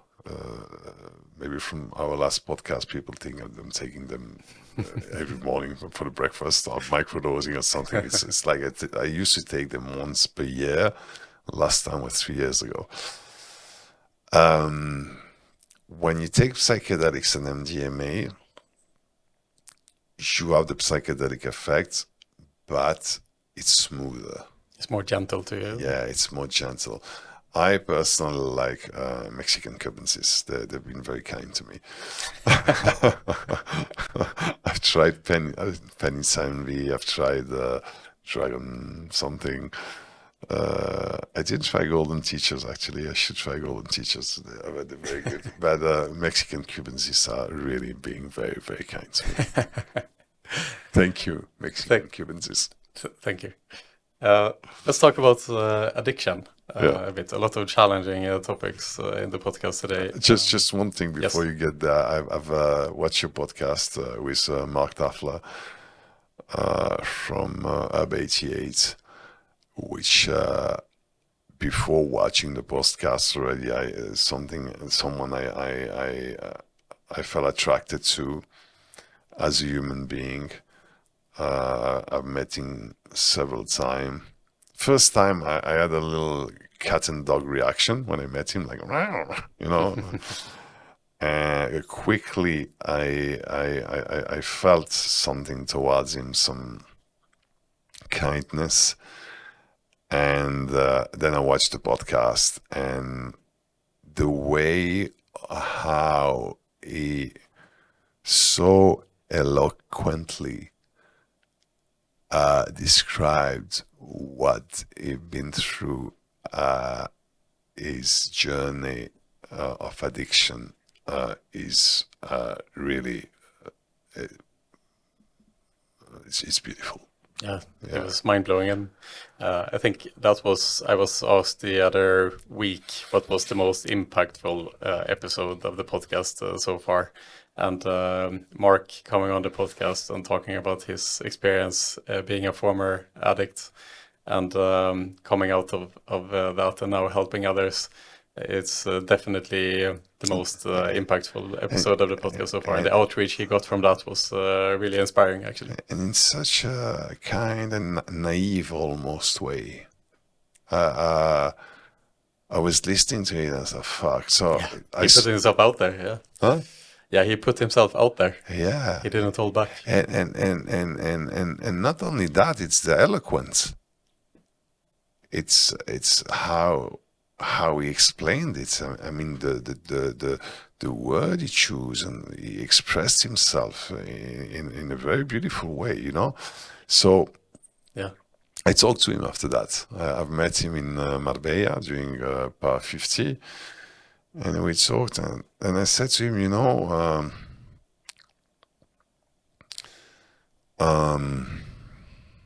men. So men and women, we can both be narcissistic, and it's called cluster B type of personality. Okay, so you have the codependent, then you have the narcissistic, covert and overt. You know, the overt being the grandiloquent narcissist. You know, and you have the psychopaths, the sociopaths. Okay. And I told him that from my experience, therapists, they see men coming to consult them for addiction. They're actually borderlines. So less women. Women cope in another way. They spend money. It's funny, but there is a gender bias here, but I mean it's true. Studies shows it. Women engage less into addiction, drug and alcohol addiction. It's more about money spending and sexual behavior. So they're promiscuous. The sad part about sexual promiscuity in women is that borderline women don't like sex.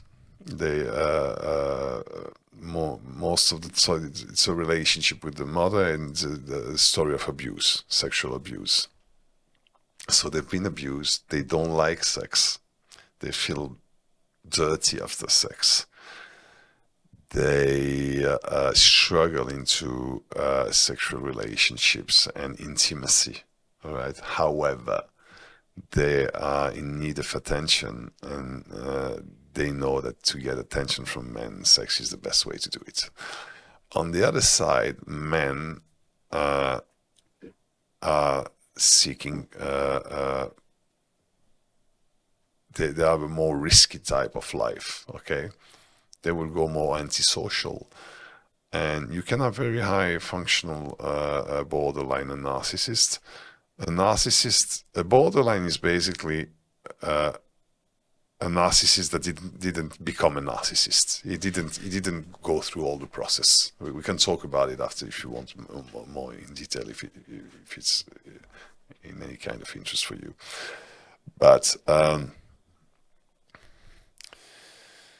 they will overconsume drugs and alcohol, and have also risky sexual behaviors, right? Like having sex without condoms, having sex with strangers, multiple partners from both sex, etc., etc.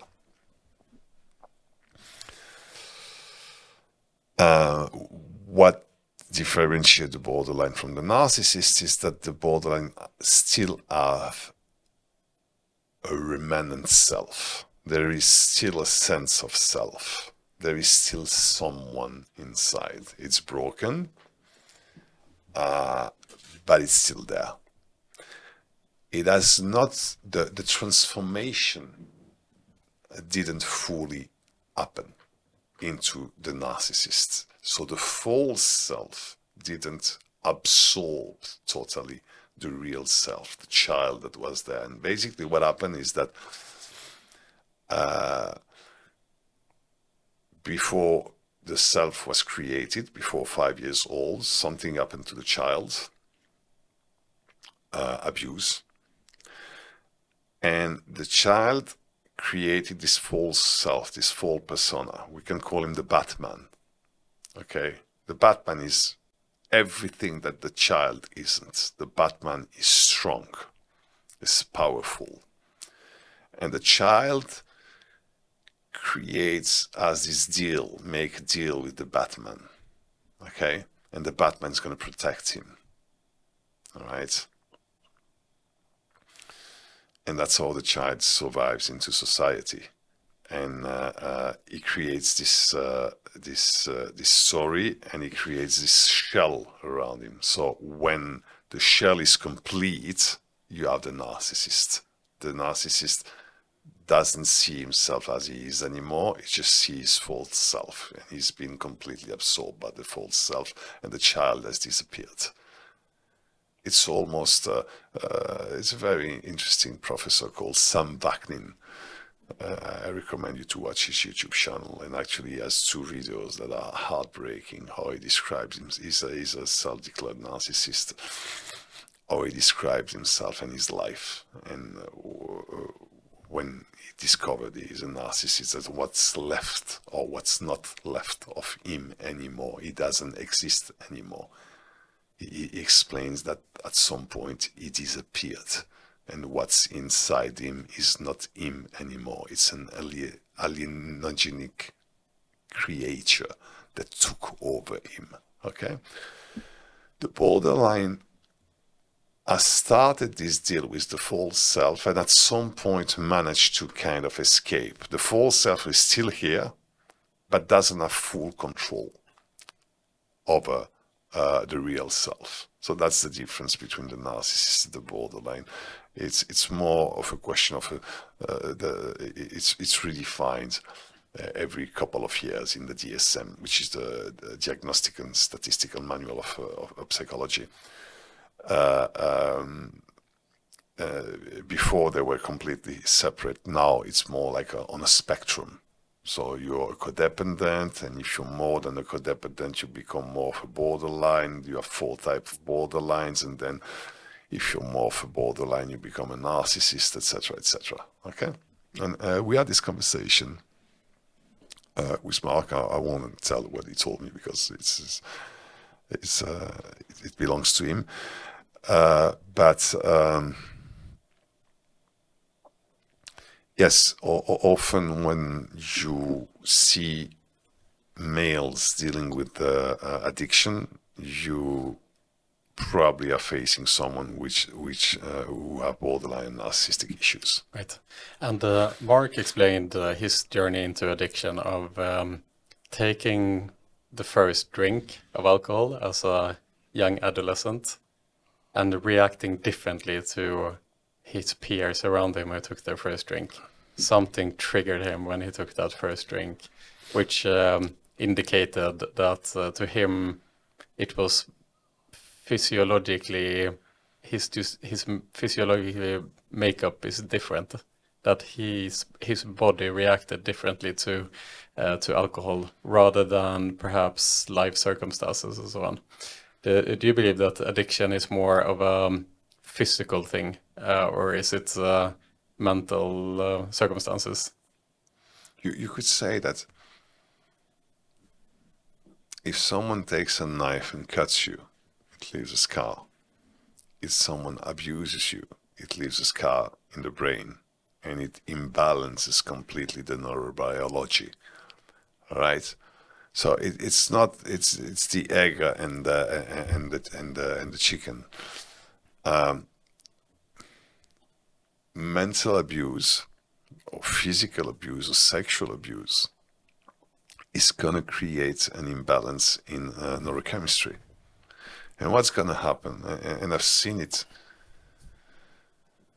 I've seen it several times. I remember very well this girl. She was sitting in front of me and we were having a glass of wine. And she did that. She took the glass of wine.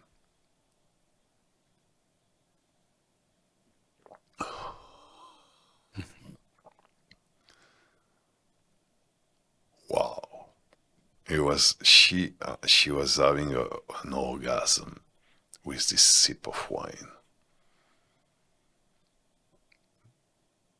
So you know that yes, the brain has been impacted and the brain needs that. Right. Okay, but look at what's happening with cocaine.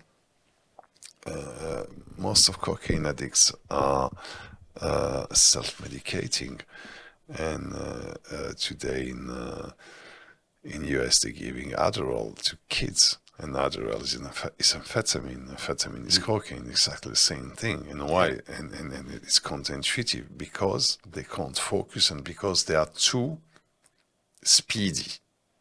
So they're too excited. So you take an excited child or an excited human being, you give him cocaine, it calms him down. Right. It's the opposite effect. Whether you take a normal balance adults, you give him cocaine, it's going to excite him. Right. Right? And then there's theories that's saying the problem is that we're creating this excited child. Why? Because we put them in a room, in a classroom, and decided to sit and to listen to a guy. They just want to run around. They want to learn life. They want to take the flower. They want to go play with the little pig or whatever, or go in the trees or learn life, experience the world. And what we do to them, we put them in a fucking classroom where a guy is going to tell them la la la la in the most boring way. And now that child that's so creative, that just came out of the womb of his mother and that is still a star child, he is not bit fastened by society. It just can't stand that, and it's human and it's normal. And then society is going to tell to the child and to the parents, your child has a problem. We need to give him a drug to calm him down so he can listen, so he can be indoctrinated, literally. I'm not being a conspirationist. It's outrageous to think like that. It's not that we're in a medieval age.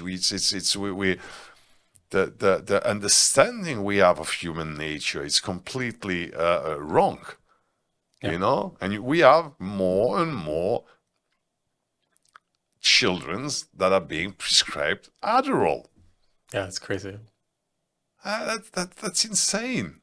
Yeah, I read an interesting article that ADHD is used to be a genetic advantage hundreds of thousands of years ago, because at that time human beings say that we settle somewhere and we live out of the land, but then we don't have enough resources because we used all the land. Then we need to move on, and people with ADHD had an easier time to abandon wherever they settled in order to move to the next place. They are always antsy to seek new experiences Very and interesting. to move to a new land, and so that became a genetic advantage to be able to leave your past behind and Pioneers. move to a new place. Yeah. Pioneers. Mm. You had the nomads, and you had Right. it's a very interesting theory. Yeah. Yeah, Yeah. I've never heard of. Yeah. That's how that, because these mutations are there for a reason. It actually is there for a reason. There's a reason why the gene pool hasn't selected away those traits, right? There's a reason why they take foothold in the first place. So we need to look at it not as a mental disorder, but we need to think about how do you place these individuals in a lifestyle that is beneficial to them, right? You have a very similar theory that are emerging now. They're recent, and we need much more research about that. About cluster B personalities and cluster A personalities too. I mean, all the cluster B, which basically is the one we've described before, the bipolar, narcissists, and histrionical personalities and codependent, but you have also the schizoid personalities, the schizophrenic personality disorder, the Asperger, etc., and the evolutionary role of this type of personalities. Yeah. Yeah. They fit into some form of niche. It has a purpose. Yeah. It's there. It's there for a reason. It survived. Yeah. Otherwise, it would have died. Exactly. Yeah. There's a reason why we don't see people with one eye. Two eyes are more dominant. Exactly. It's just it's easily say a better trait for us as human beings. So there's a reason why they're here. Yeah. True. Completely. So going back to the question of addiction. So would you say that there are kind of a framework that people can think about if they are considering whether they are addicted or not in a negative way? Is there questions you can ask yourself to understand better whether you are in an addictive spiral? Because I have a feeling that sometimes there will be addicts that perhaps don't realize that they are addicted, or they don't want to think about it, or they want to excuse their behavior. I would reframe the question, and I wouldn't look it under the lens of addiction. Addiction is a manifestation of a condition. Of something else. Yes, but you may not have this clue, this manifestation. So if you just look at people that have addiction, you're going to treat a very small portion of the population. All right, so it's the low-hanging fruit, let's say. And on the other side, you have very high functional people that have addictions. You have people that are pathological gamblers, alcoholic, drug addicts. I took heroin for a long part of my life, and I was working very well. I was very functional, taking heroin. I wouldn't look at addiction. I think we should be taught in school. We should have psychological evaluation of kids, just to start with. The third thing we should do is psychological evaluation of kids. See, okay, we're all traumatized from something. From what's the trauma, and how early can we start working on it with? Let's start with basic tools like therapy. And then we can move to psychedelic assisted therapy. Why not? I mean, I would be an advocate of that. But we can just start with the simple thing is evaluating kids in school. Yeah. And go from there. So you have, for example, famous addictive researcher Carl Hart. Yeah, I want on the to talk about. yeah, he's at the end of the spectrum, let's say, when it comes to So his what's his name again? Carl. Carl Hart. Exactly. Yeah, and The black guy, right? Yeah.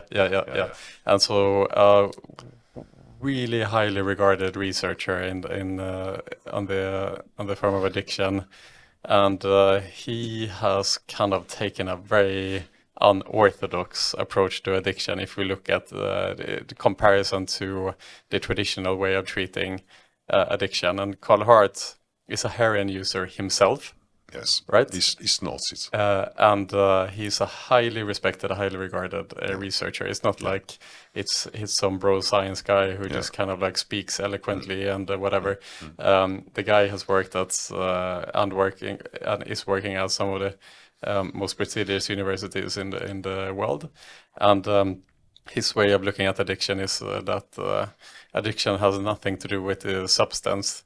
That actually you can, let's you say that we're not advocating for this, but speaking for Carl Hart, that his view is that him taking heroin from time to time is not a problem at all. It's actually beneficial to him, according to him. Okay, I'm not saying that this is actually the case. You need to look into this yourself and read into the things a bit closer. But he is saying that when he is facing someone with addiction, it is the life circumstances that you need to treat. So, do you have a job? Do you have a routine? Do you have people close to you that loves you? Are you eating good food? Are you drinking water? Are you setting a framework in your life that can uphold you as an upstanding citizen, let's say? Still, when you listen to Mark speak and he talks about the feeling of taking that first drink and how that impacted him, what do you think when it comes to Carl Hart's way of thinking about addiction and life circumstances, and not necessarily the compound itself being the problem? How do you think about these things? I'm quite experienced in all these compounds. I think I've been an alcoholic for at least 25 years. I've been an heroin addict for heroin itself, maybe 5 years, and opiate products for 10, 15 years. 15 probably, more than 10.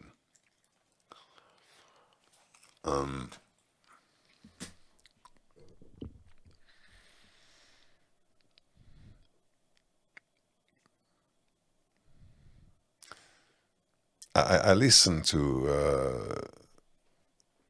sorry, I can't remember his family name, Carl Hart. I've listened to Carl Hart several times, and when he was talking about heroin, I struggle a little bit because I know what heroin addiction is. It's a very addictive drug. And it's my favorite one, let's say. It would be my go-to drug. If I had one to choose, it would be heroin. On the other side, it's a cheap one, in a way that the only thing it makes me feel happy. It releases my pain.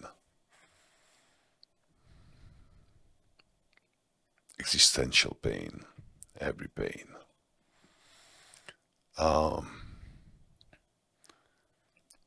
That's not what I'm looking for today. What I love in psychedelics is that it's pleasant and it's a growth factor. So,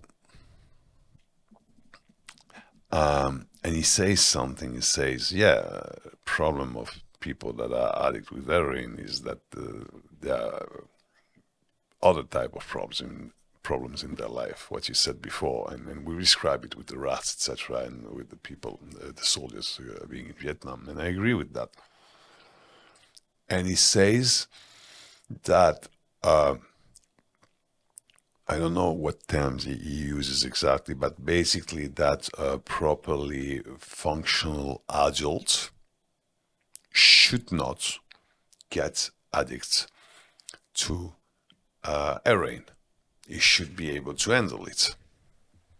Just like most people are able to handle alcohol, for example. Yeah. Let's get there. There's a book, I think it's called in French, Manuel d'un fumeur d'opium, Manual of Opium Smoker. It's nice in the beginning. You know, it's like heroin, it's nice in the beginning, and then the problem is that it fucks up your baseline, and then you need it to be baseline, to be normal. So what Carl says is that he takes it very, very rarely. Okay. He even explains he sets up a fire and takes his little line and everything's fine. Okay. I would say, first of all, my view on drugs is that the less processed, the better. So let's put cocaine on the side and let's focus on coca leaves. So we did works in Alea office for 2 years, and I had Bolivians workers, amazing people. They became friends.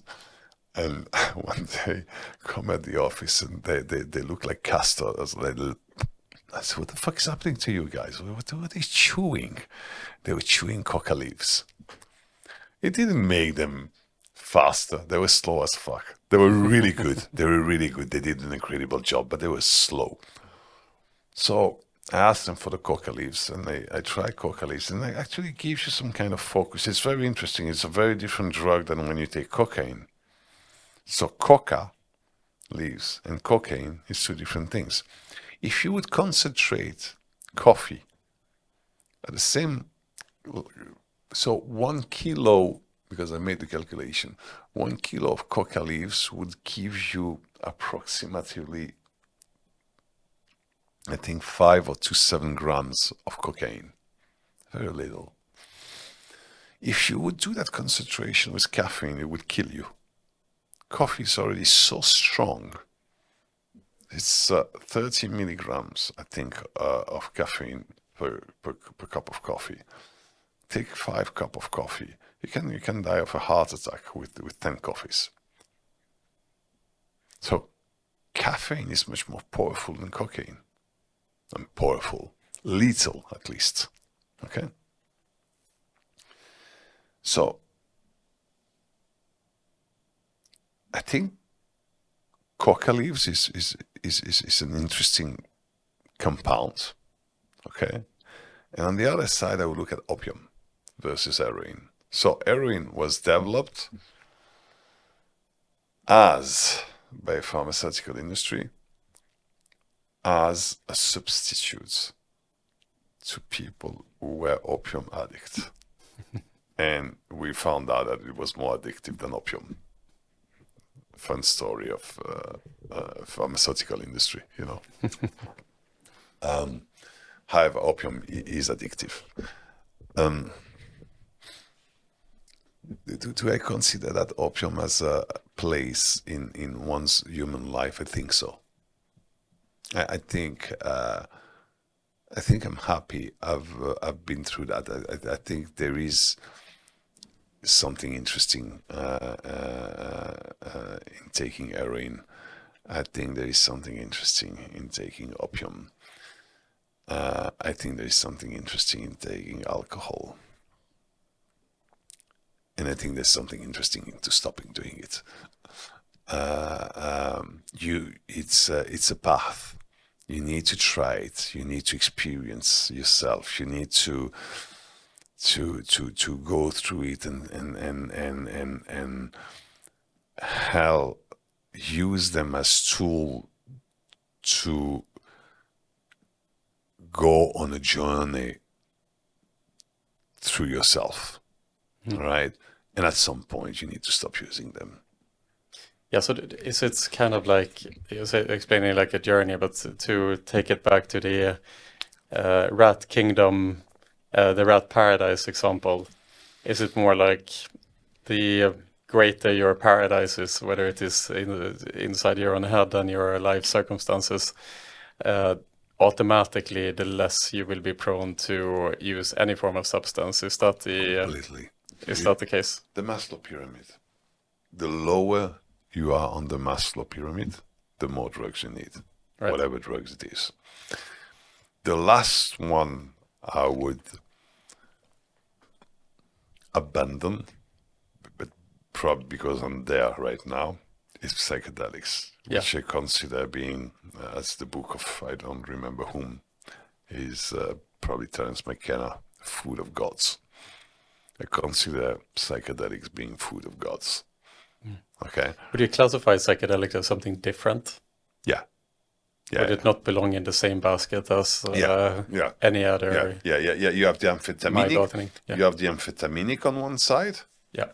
Cocaine being the most, ephedrine, etc. Being the most iconic is cocaine, and on the other side you have the the opioid, okay, with heroin and opium. That for me are the cheap ones. They affect your mood. I'm more excited, I'm more relaxed. It's mood. Okay. Cheap stuff.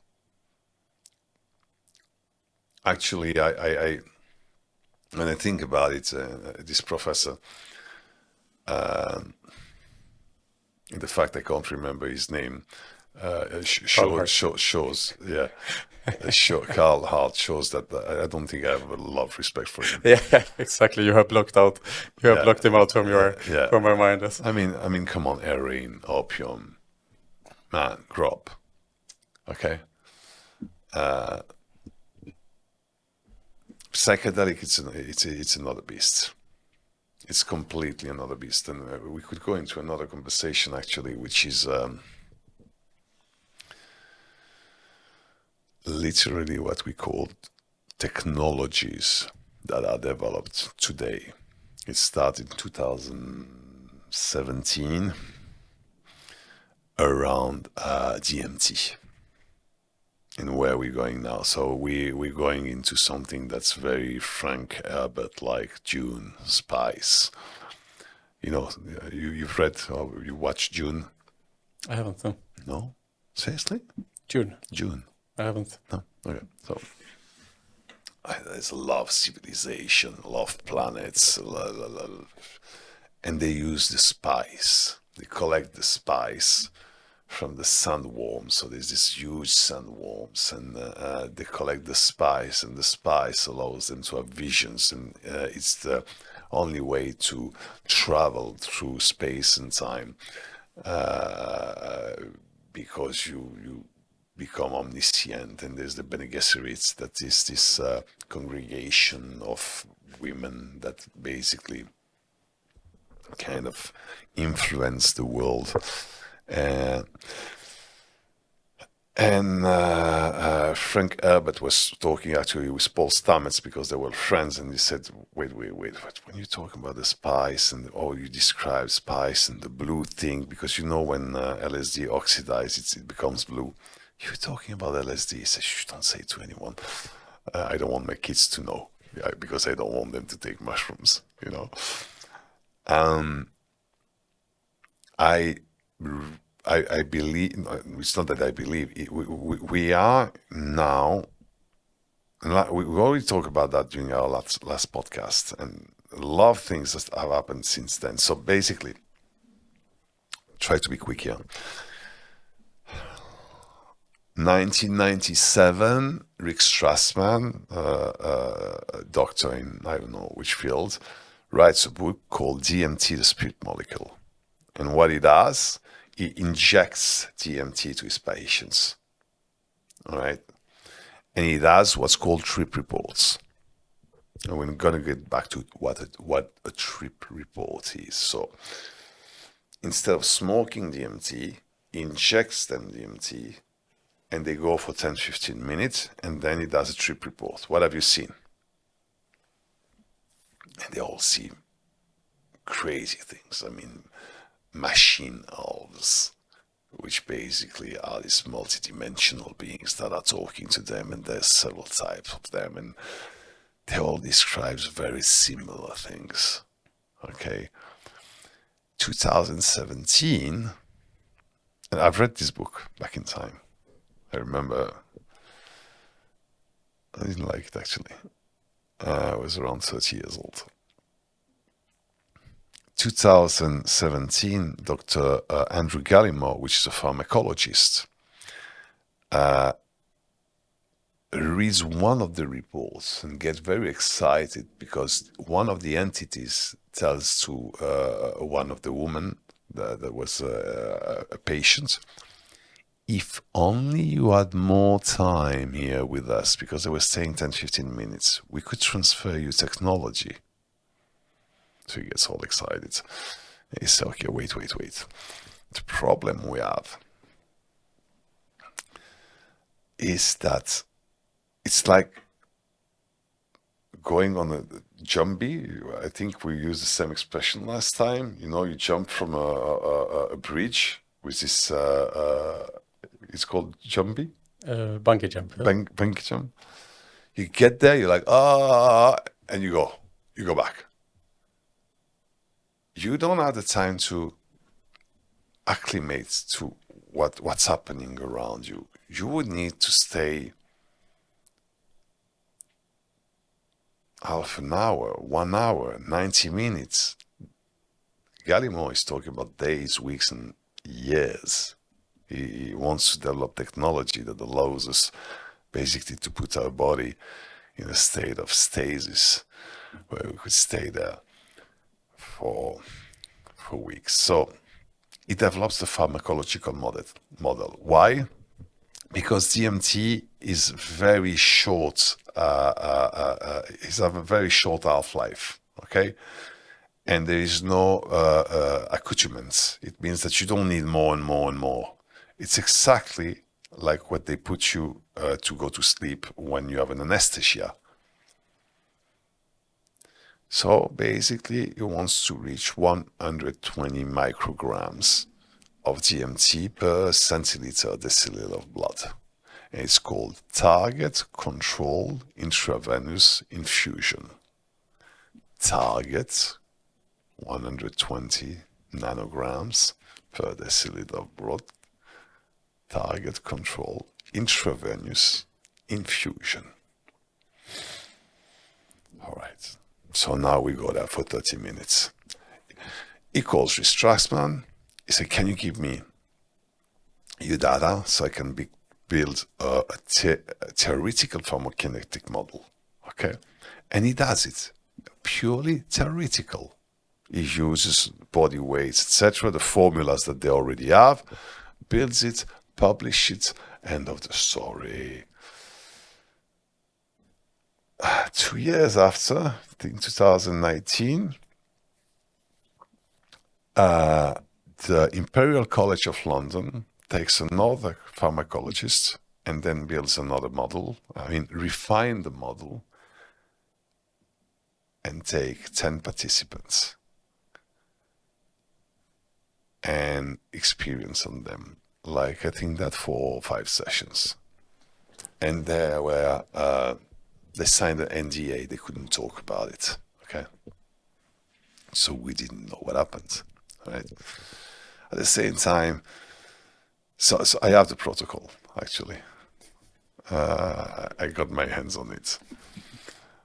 The pharmacokinetic protocol. It's very easy, and the machine costs $400. So the machine is basically a syringe that you put inside the machine that's going to deliver it slowly. Okay, you want the big one, it costs $4,000, 10 times more. It's nothing. You need the DMT grade, medical grade medical grade DMT, you need a machine, and you need a protocol. And you need an anesthesiologist. That's all you need. Nothing Easy. more. Not easy.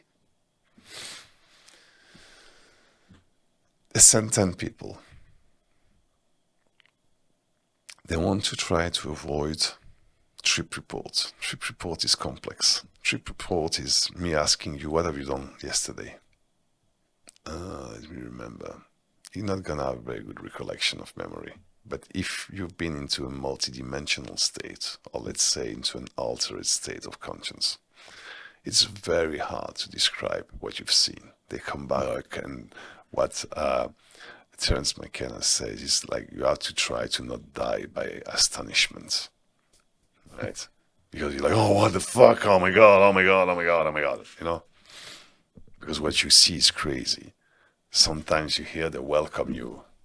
Hey, Pierre, where have you been? Welcome back home. Man, what are you doing here? That's so cool. And oh, you're gone. Shit. You know? Sometimes their entities look like adults, some like kids, and they're watching you to see if one of the theories is that you still have the cord attached to you that goes to your body, if you're not dead. If you're just a tourist or a dead guy. Sometimes they don't look at you, don't give a fuck. Sometimes they're very upset, like, what the fuck are you doing here? I mean, you don't belong here. Where did you come, you know? And these guys were released from the NDA, and they came on a podcast. And imagine this now mythical podcast where you have Rick Strassman, who is probably 70 years old, who built the first protocol. You have Andrew Gallimore, that's living in Osaka, who built the pharmacokinetic protocol. You have the 8 guys that went there in this protocol. I don't know if Dr. Timmerman, who designed the protocol for Imperial College, is also part of the podcast. But he is in another podcast I've watched. And now they all start discussing about what they've seen. And during one of these protocols, they were putting them in MRI machines. Why? You want, again, to avoid the trip report. You want... So, let me put it this way. Now, if you've been shown an image of a giraffe and we put you in an MRI with machine learning, on a screen there's an image of a giraffe that's going to appear just by looking at your brain waves. Or we put you music like Starway to Heaven. I don't know if you've listened to it on YouTube, and you listen Starway to Heaven, but like through water. It's very strange and distorted, okay? Just by watching at your brain waves, all right? They want to use the human beings as a medium, not trip report, not having the report after, in real time. And what they want is to provide them a little device with 4 or 5 buttons that has been developed in the 50s and the 60s. Basically, you can have just 2 buttons. Take me out, danger, or whatever.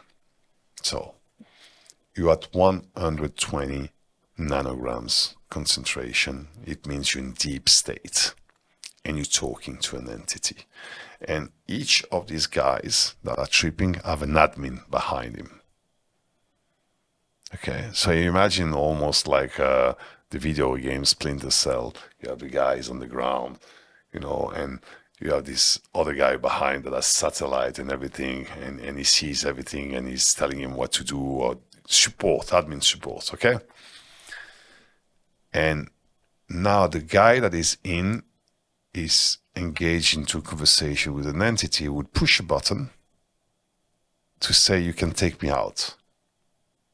But not completely. We're going to stay at 20 nanogram of concentration of TMT. So he's still in and out. And then he can report. right? And say, look, this happening. Okay, send me back. Goes back, right? Now, the other protocol that was used is the MRI at the same time. Okay? They didn't discuss that much about what kind of image they retrieve from there, but I'm going to get there because it's fascinating. What happened, however, is that each time they were put on an MRI, a lot of entities would come around and say, "Hey, what's happening to you? Are you okay? Are you okay?" They were really concerned about what was happening to the human being. So what they did, they started using it as a honeypot to attract entities, to interact with them. Isn't that crazy? I mean, what I tell you sounds like science fiction. I'm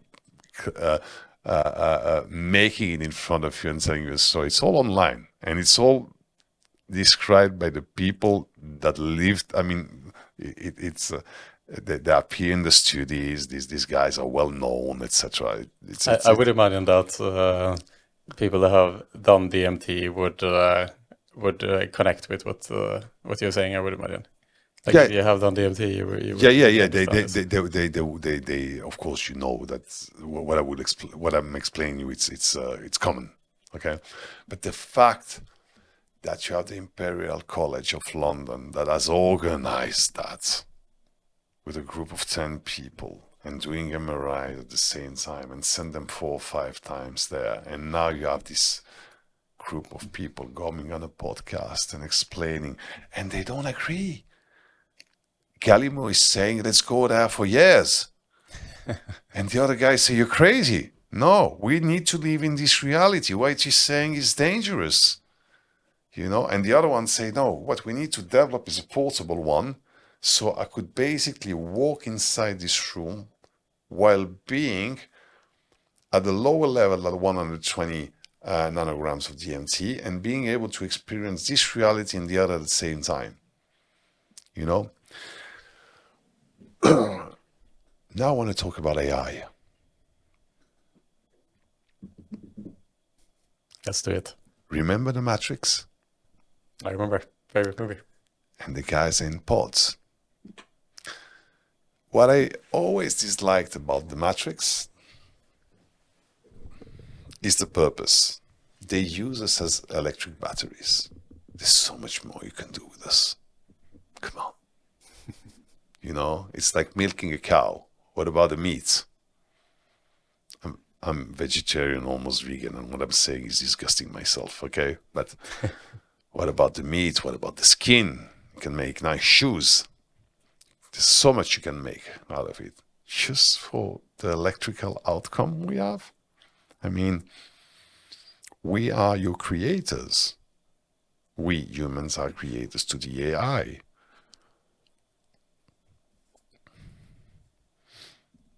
I mean, users to understand what you cannot understand.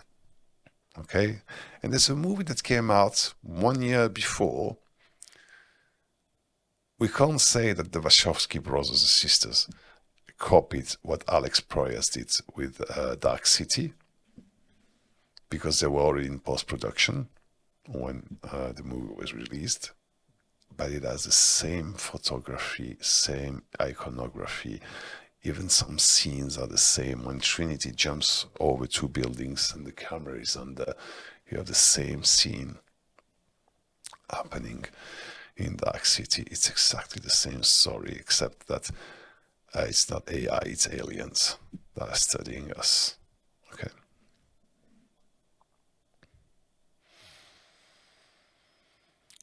All right, so now we have a couple of people that are put in a state where we could argue that I have access to another reality.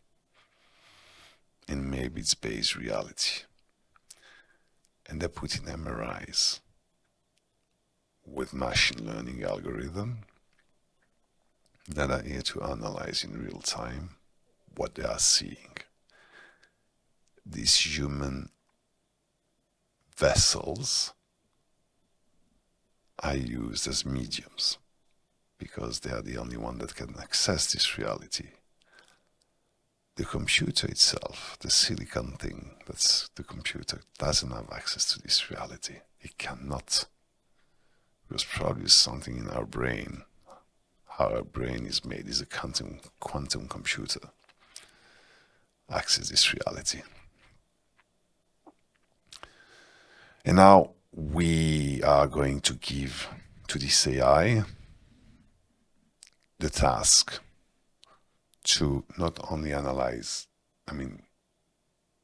recollect in real time what this human medium is experiencing, but this one and this one and this one, and 100 and 1,000, and I don't know many of them and how many sessions, and try to build a coherent image concept of what is the DMT world.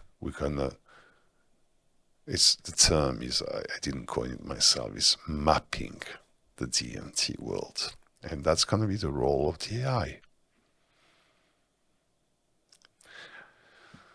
The question is, AI will have humans on top of it, which will question it. We say, what are they seeing? What are the patterns that you as an AI are identifying? And maybe at some point the AI is gonna retrieve some information from the human, because this information may become very sensitive. Maybe the AI is gonna understand that it will have an edge towards humanity if it doesn't communicate all the information. Not information A, information B, but now if I link A and B, there's a pattern that's appearing. Like machine learning is seeing pattern that human cannot see, and can understand a model of what this world is and what its place could become, and what a new race AI could be over humanity. And now you have the real matrix. Now you have a powerful AI that has access to what humans don't have access. All right, and then the last step would be building, and we're already there, a quantum computer. And a quantum computer could be a silicon-based device that have access to this base reality by itself. And you could imagine that tomorrow humanity would be wiped out by a new form of life. Okay? And you could say, so what? It's okay. I mean, they could be better than us. You know, there's we may just be we maybe our role was to build them so they could replace us. You know? But the fact that today we're using DMT, that's basically is the sparkle between two silex, that we're creating this target control intravenous infusion technology that is a thermic engine, that we're putting AI on top of it to be able to analyze in real time, extracting from the brain waves of the participants, human participants, what's happening there, several of them at the same time, being able to assemble this information and find patterns, is showing us how critical AI can become. And it's not just AI can become evil. AI is okay, but can be used by human that are evil, you know.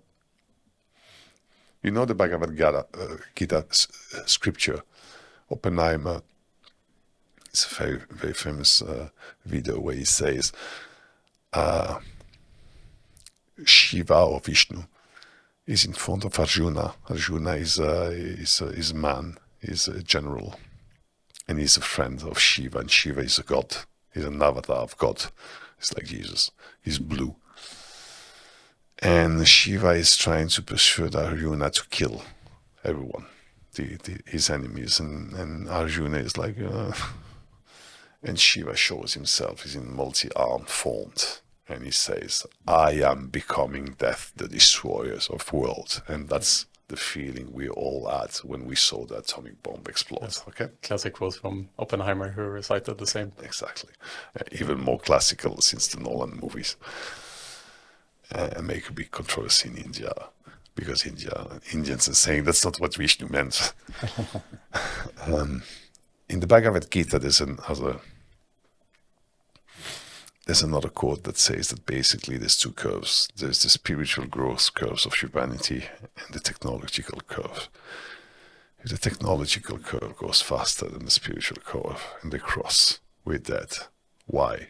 Because every child will have in his hand the power to destroy humanity. And that's exactly where we're coming with the AI. Right? You feel that eventually AI will become commoditized and so powerful that it will be in the hands of every person, and therefore every person will be able to take that power wherever they choose to take it. Exactly. So there's that risk, which is the most discussed one. And there's this other risk that we've just talked about, that's a very bizarre mix between using psychedelic technology, not, and Gallimore insists, Dr. Andrew Gallimore insists, it's technology. It's not just taking mushrooms.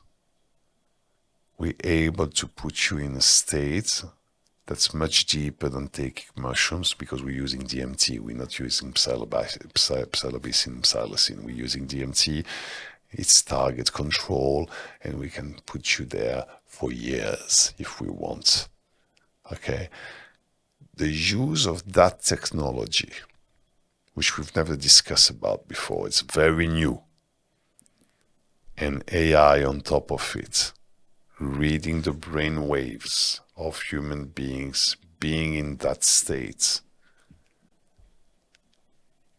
Many human beings at the same time extracting patterns and having a clear overview and mapping that DMT space, and having an AI that's conscious of that and that may retrieve informations from human, is another very big threat that I foresee, that I've not heard about before, and that I find terrifying.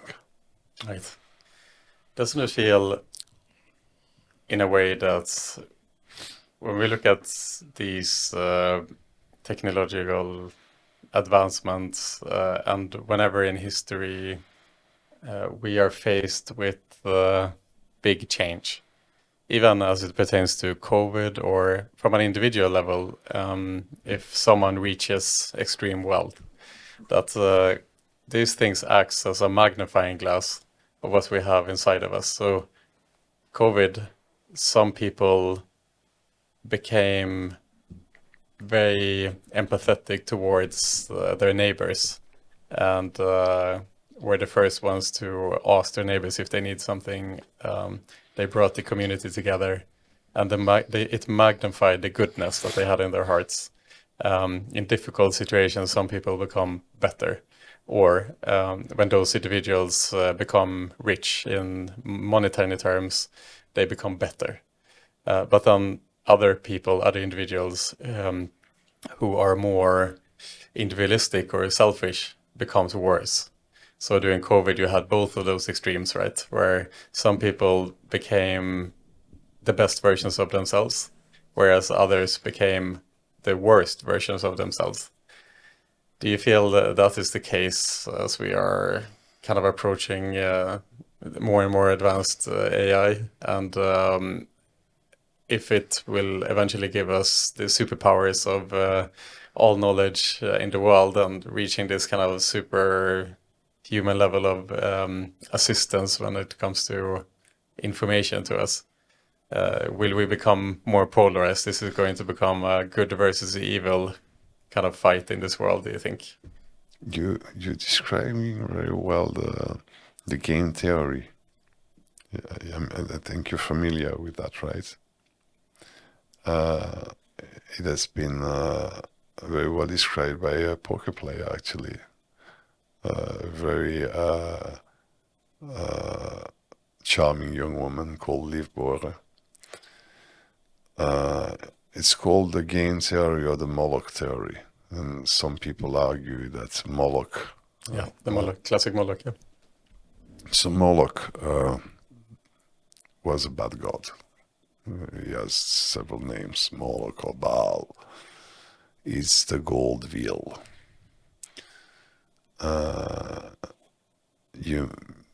Humans were doing human sacrifice. They were sacrificing the child to him. And some people argue that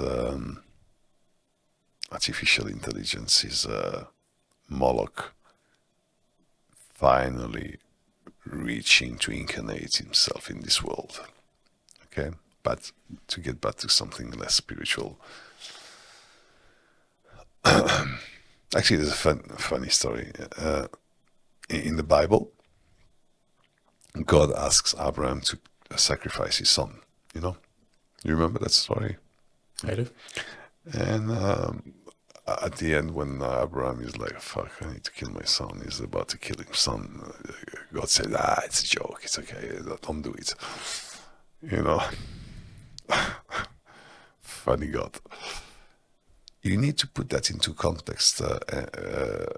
I always thought this God from the Bible is sick. I still believe that the God from the Bible is sick. But you need to put that into context. When that new God came, who was there? Baal and his relatives. And they were all asking for human sacrifices.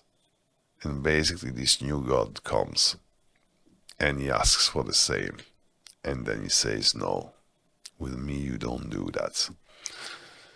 But he had to do it because otherwise he would have been perceived as weak. As a weak God. You see, or I imagine it was back in time when we were raping little girls and eating them alive, And at some point we decided that we should stop doing that, And we were sacrificing our children to a malevolent God. And at some point another God came and say, yeah, let's do that. And no, we don't do that. But he needs to pretend that, yes, because otherwise he would be perceived as weak. And one day we would probably understand that we shouldn't stop eating animals, that's not cool, and we should be the caregivers, and they probably have the same kind of consciousness that we have, they just can't express it the same way. The game theory is a very interesting one. So, it works the following. So it's a non-sum game. Sam Altman, the creator of OpenAI, ChatGPT, a couple of weeks ago said, okay, let's stop. We do a memorandum, we stop for 6 months. We're going to kill each other. This is going wrong. Let's stop. Let's put some rules, basic rules. And you have chats between Elon Musk and Sam Altman from 2017. And you can see all these guys, they believe in humanity. They want the better world. They're not here to make money. We want a better world, We know that what we're doing is going to change humanity, and these are the rules, and Musk agrees with him. And now Sam Altman is saying, let's stop developing at least for 6 months. Just let's sit down. The problem is of the Moloch theory. Other game theory, if I don't do it, you're gonna do it. If I don't rape the girl, he's gonna rape the girl, so let's rape the girl. That's the Moloch theory, that's the game theory. So how it works in a computer simulated program, they did it. Green, red, green, red, green, red. So if I do green, I'm a computer, you're a computer. I do green, you do green. I do green, you do green. I do red, you do red. But then you did red, I do red, etc., etc. So they put rules, algorithm. Each time you do green, I do green. Each time you do red, I do red. But after one of you red, I go back to green. And there is thousands of models. The aggressive ones, the ones that try to trick you, that sometimes put some red. Because, yes, what I forgot to say is that it's the prisoner dilemma. You remember? You have two prisoners at the court, and if both, they say, nobody of them is, how do you say that, is confessing, they get both 5 points. If both of them are confessing, I think they get 3 points. If one of them is confessing and the other one is not confessing, the one that's not confessing is getting much more points. Okay. So,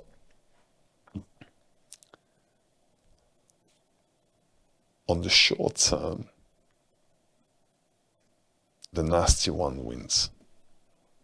Always. But the thing is that if you repeat that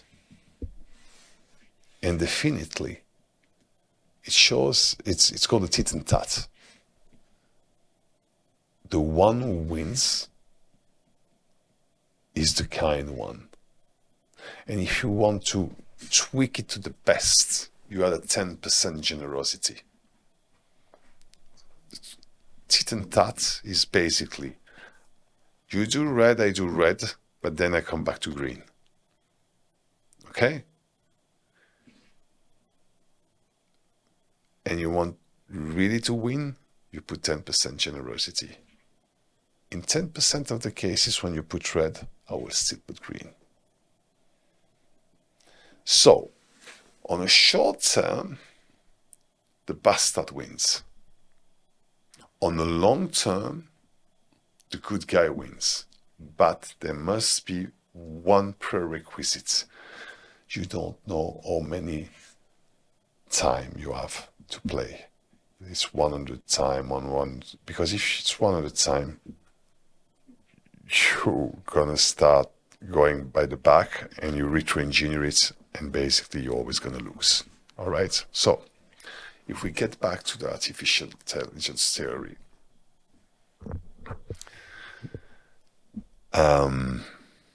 short term, the most aggressive is gonna win, and we're all gonna lose. That's for sure. And on the long term, the kindest one is gonna win. Just have to hope that humanity is not gonna be destroyed on that path. Game theory is a very funny and interesting thing, because in game theory, the best outcome is not necessarily the most likely outcome, always.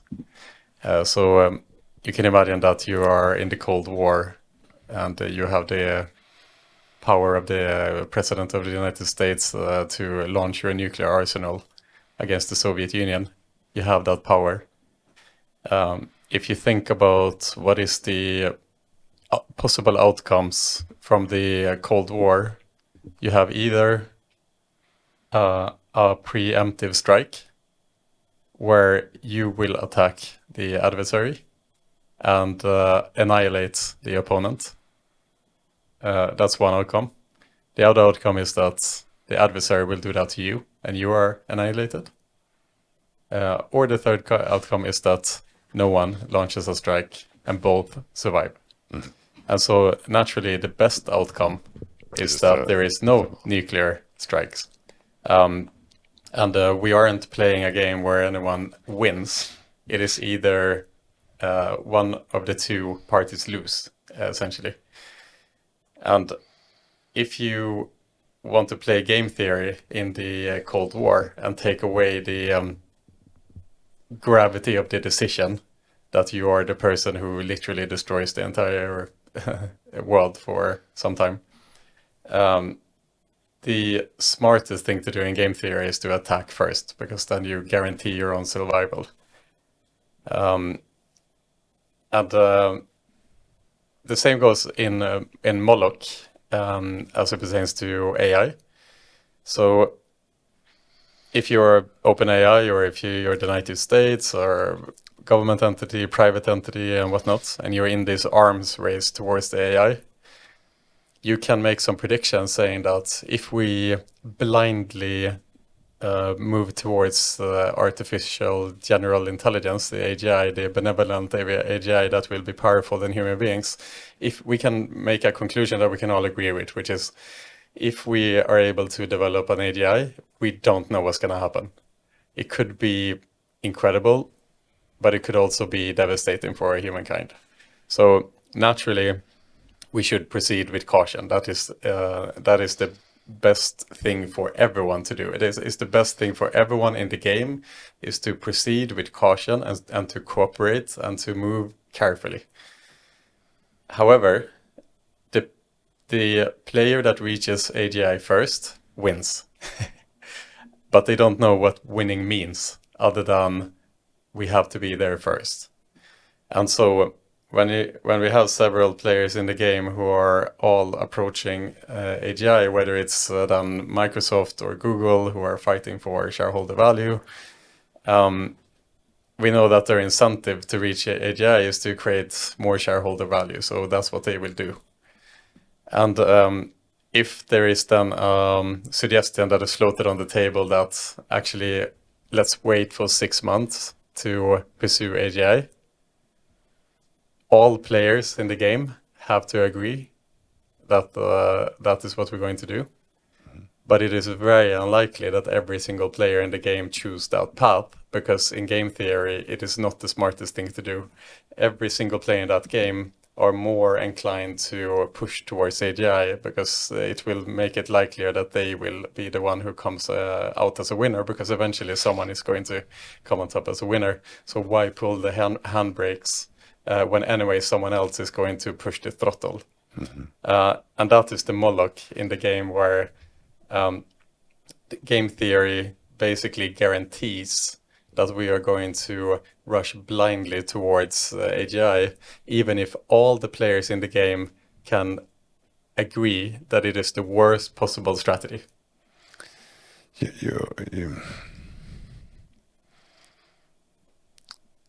You have, in game theory, you have the noise. The noise is when unpredictable events. At some point, Russians thought America launched nuclear warheads towards them. They analyze reflection of the sun on the clouds as missiles. Cold. A guy in a submarine say launch. Missiles. Strike back. We're under attack. And the guy didn't answer the order and decided to not push the red button. So that's one of the components of the game theory, that there are unpredictable events that are called noises. And thank God in that particular case, it went out this way. The other one is, describe it. We're all going there. Let's put it this way, there's a group of 10 people. And let's imagine I, personally, me, I'm one of these 10 people. And I believe I'm smarter than them.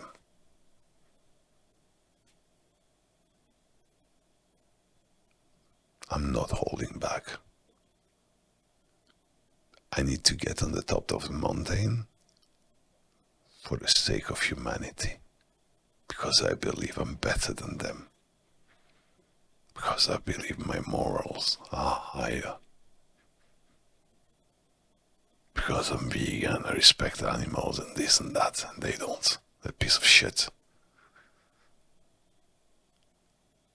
And imagine I reach the top of the mountain. And that's how you create evil. Because you create endless power.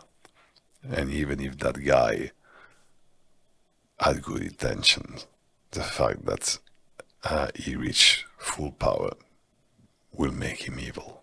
There's nothing that can stop him. That's another problem of the game theory. And when you say also, yes, let's all stop and let's all agree, also there's noise here. People are gonna work in the backyard, while saying, yeah, we stop.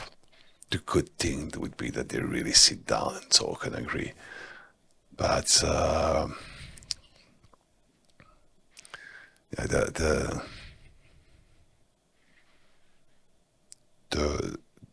odds that it turns out well are very, very slight. Right. And so when you calibrate the rules in game theory towards a particular game a certain way, you can already predict the outcome, what's going to happen. The thing in the example of the nuclear war example, if you have 2 players in the game, it is easier to navigate because you only have 2 players. So it's easier to communicate between the 2 players. And there's less unpredictability there. And don't forget the computer programs. Yes. They are very simple rules. Okay? Even when you have computer programs and you start adding noise, it's still simple here. Come on, it's so much more complex. We're talking about organizations made of a lot of people.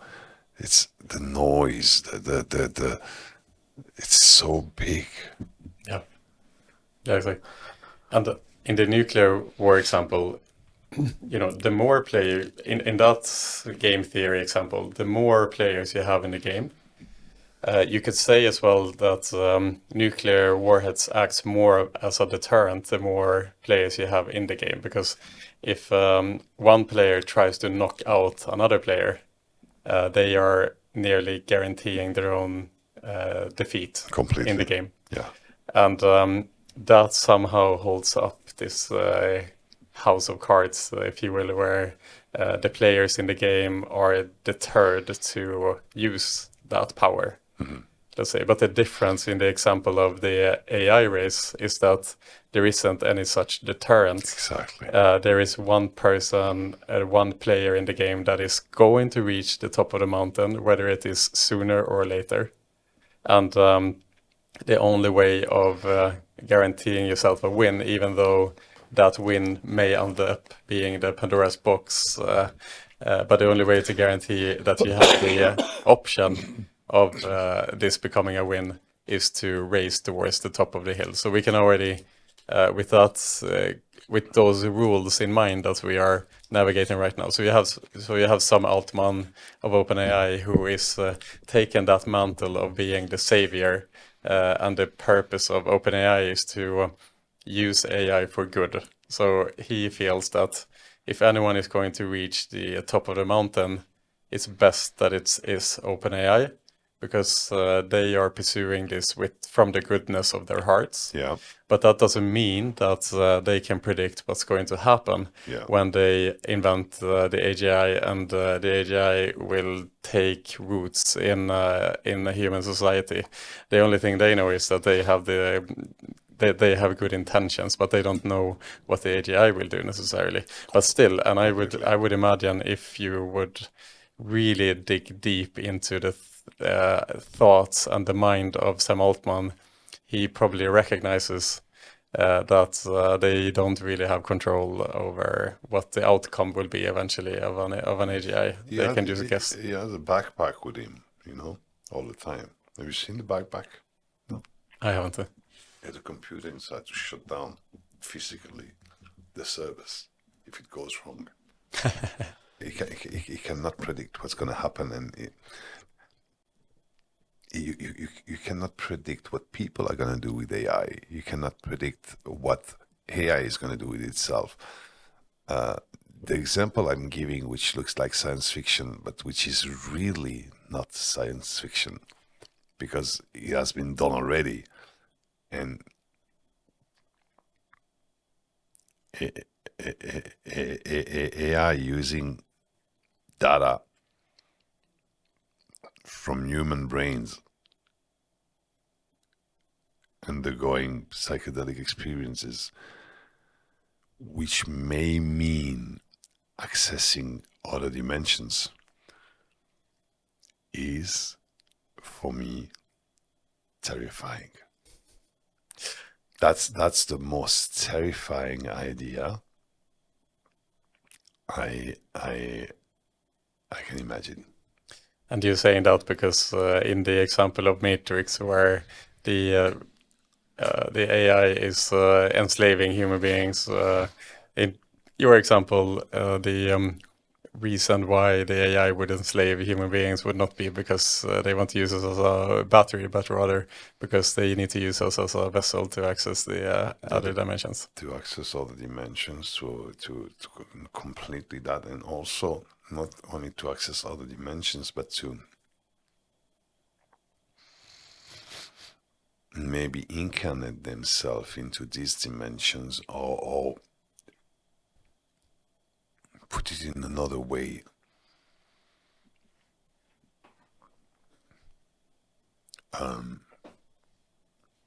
get fully bound.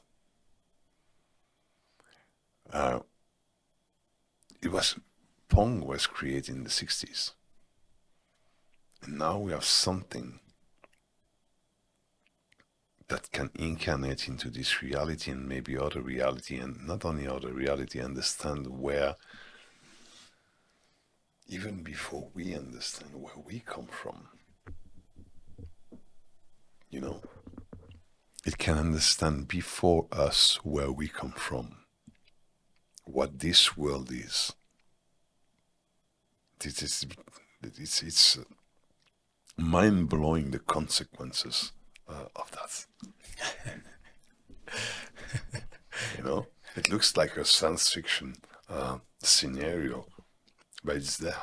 Alex, I felt that we've gone very, very deep into the rabbit hole today. Oh. And maybe we should leave this as a cliffhanger to volume 3 that will happen sometime in around 365 days from now.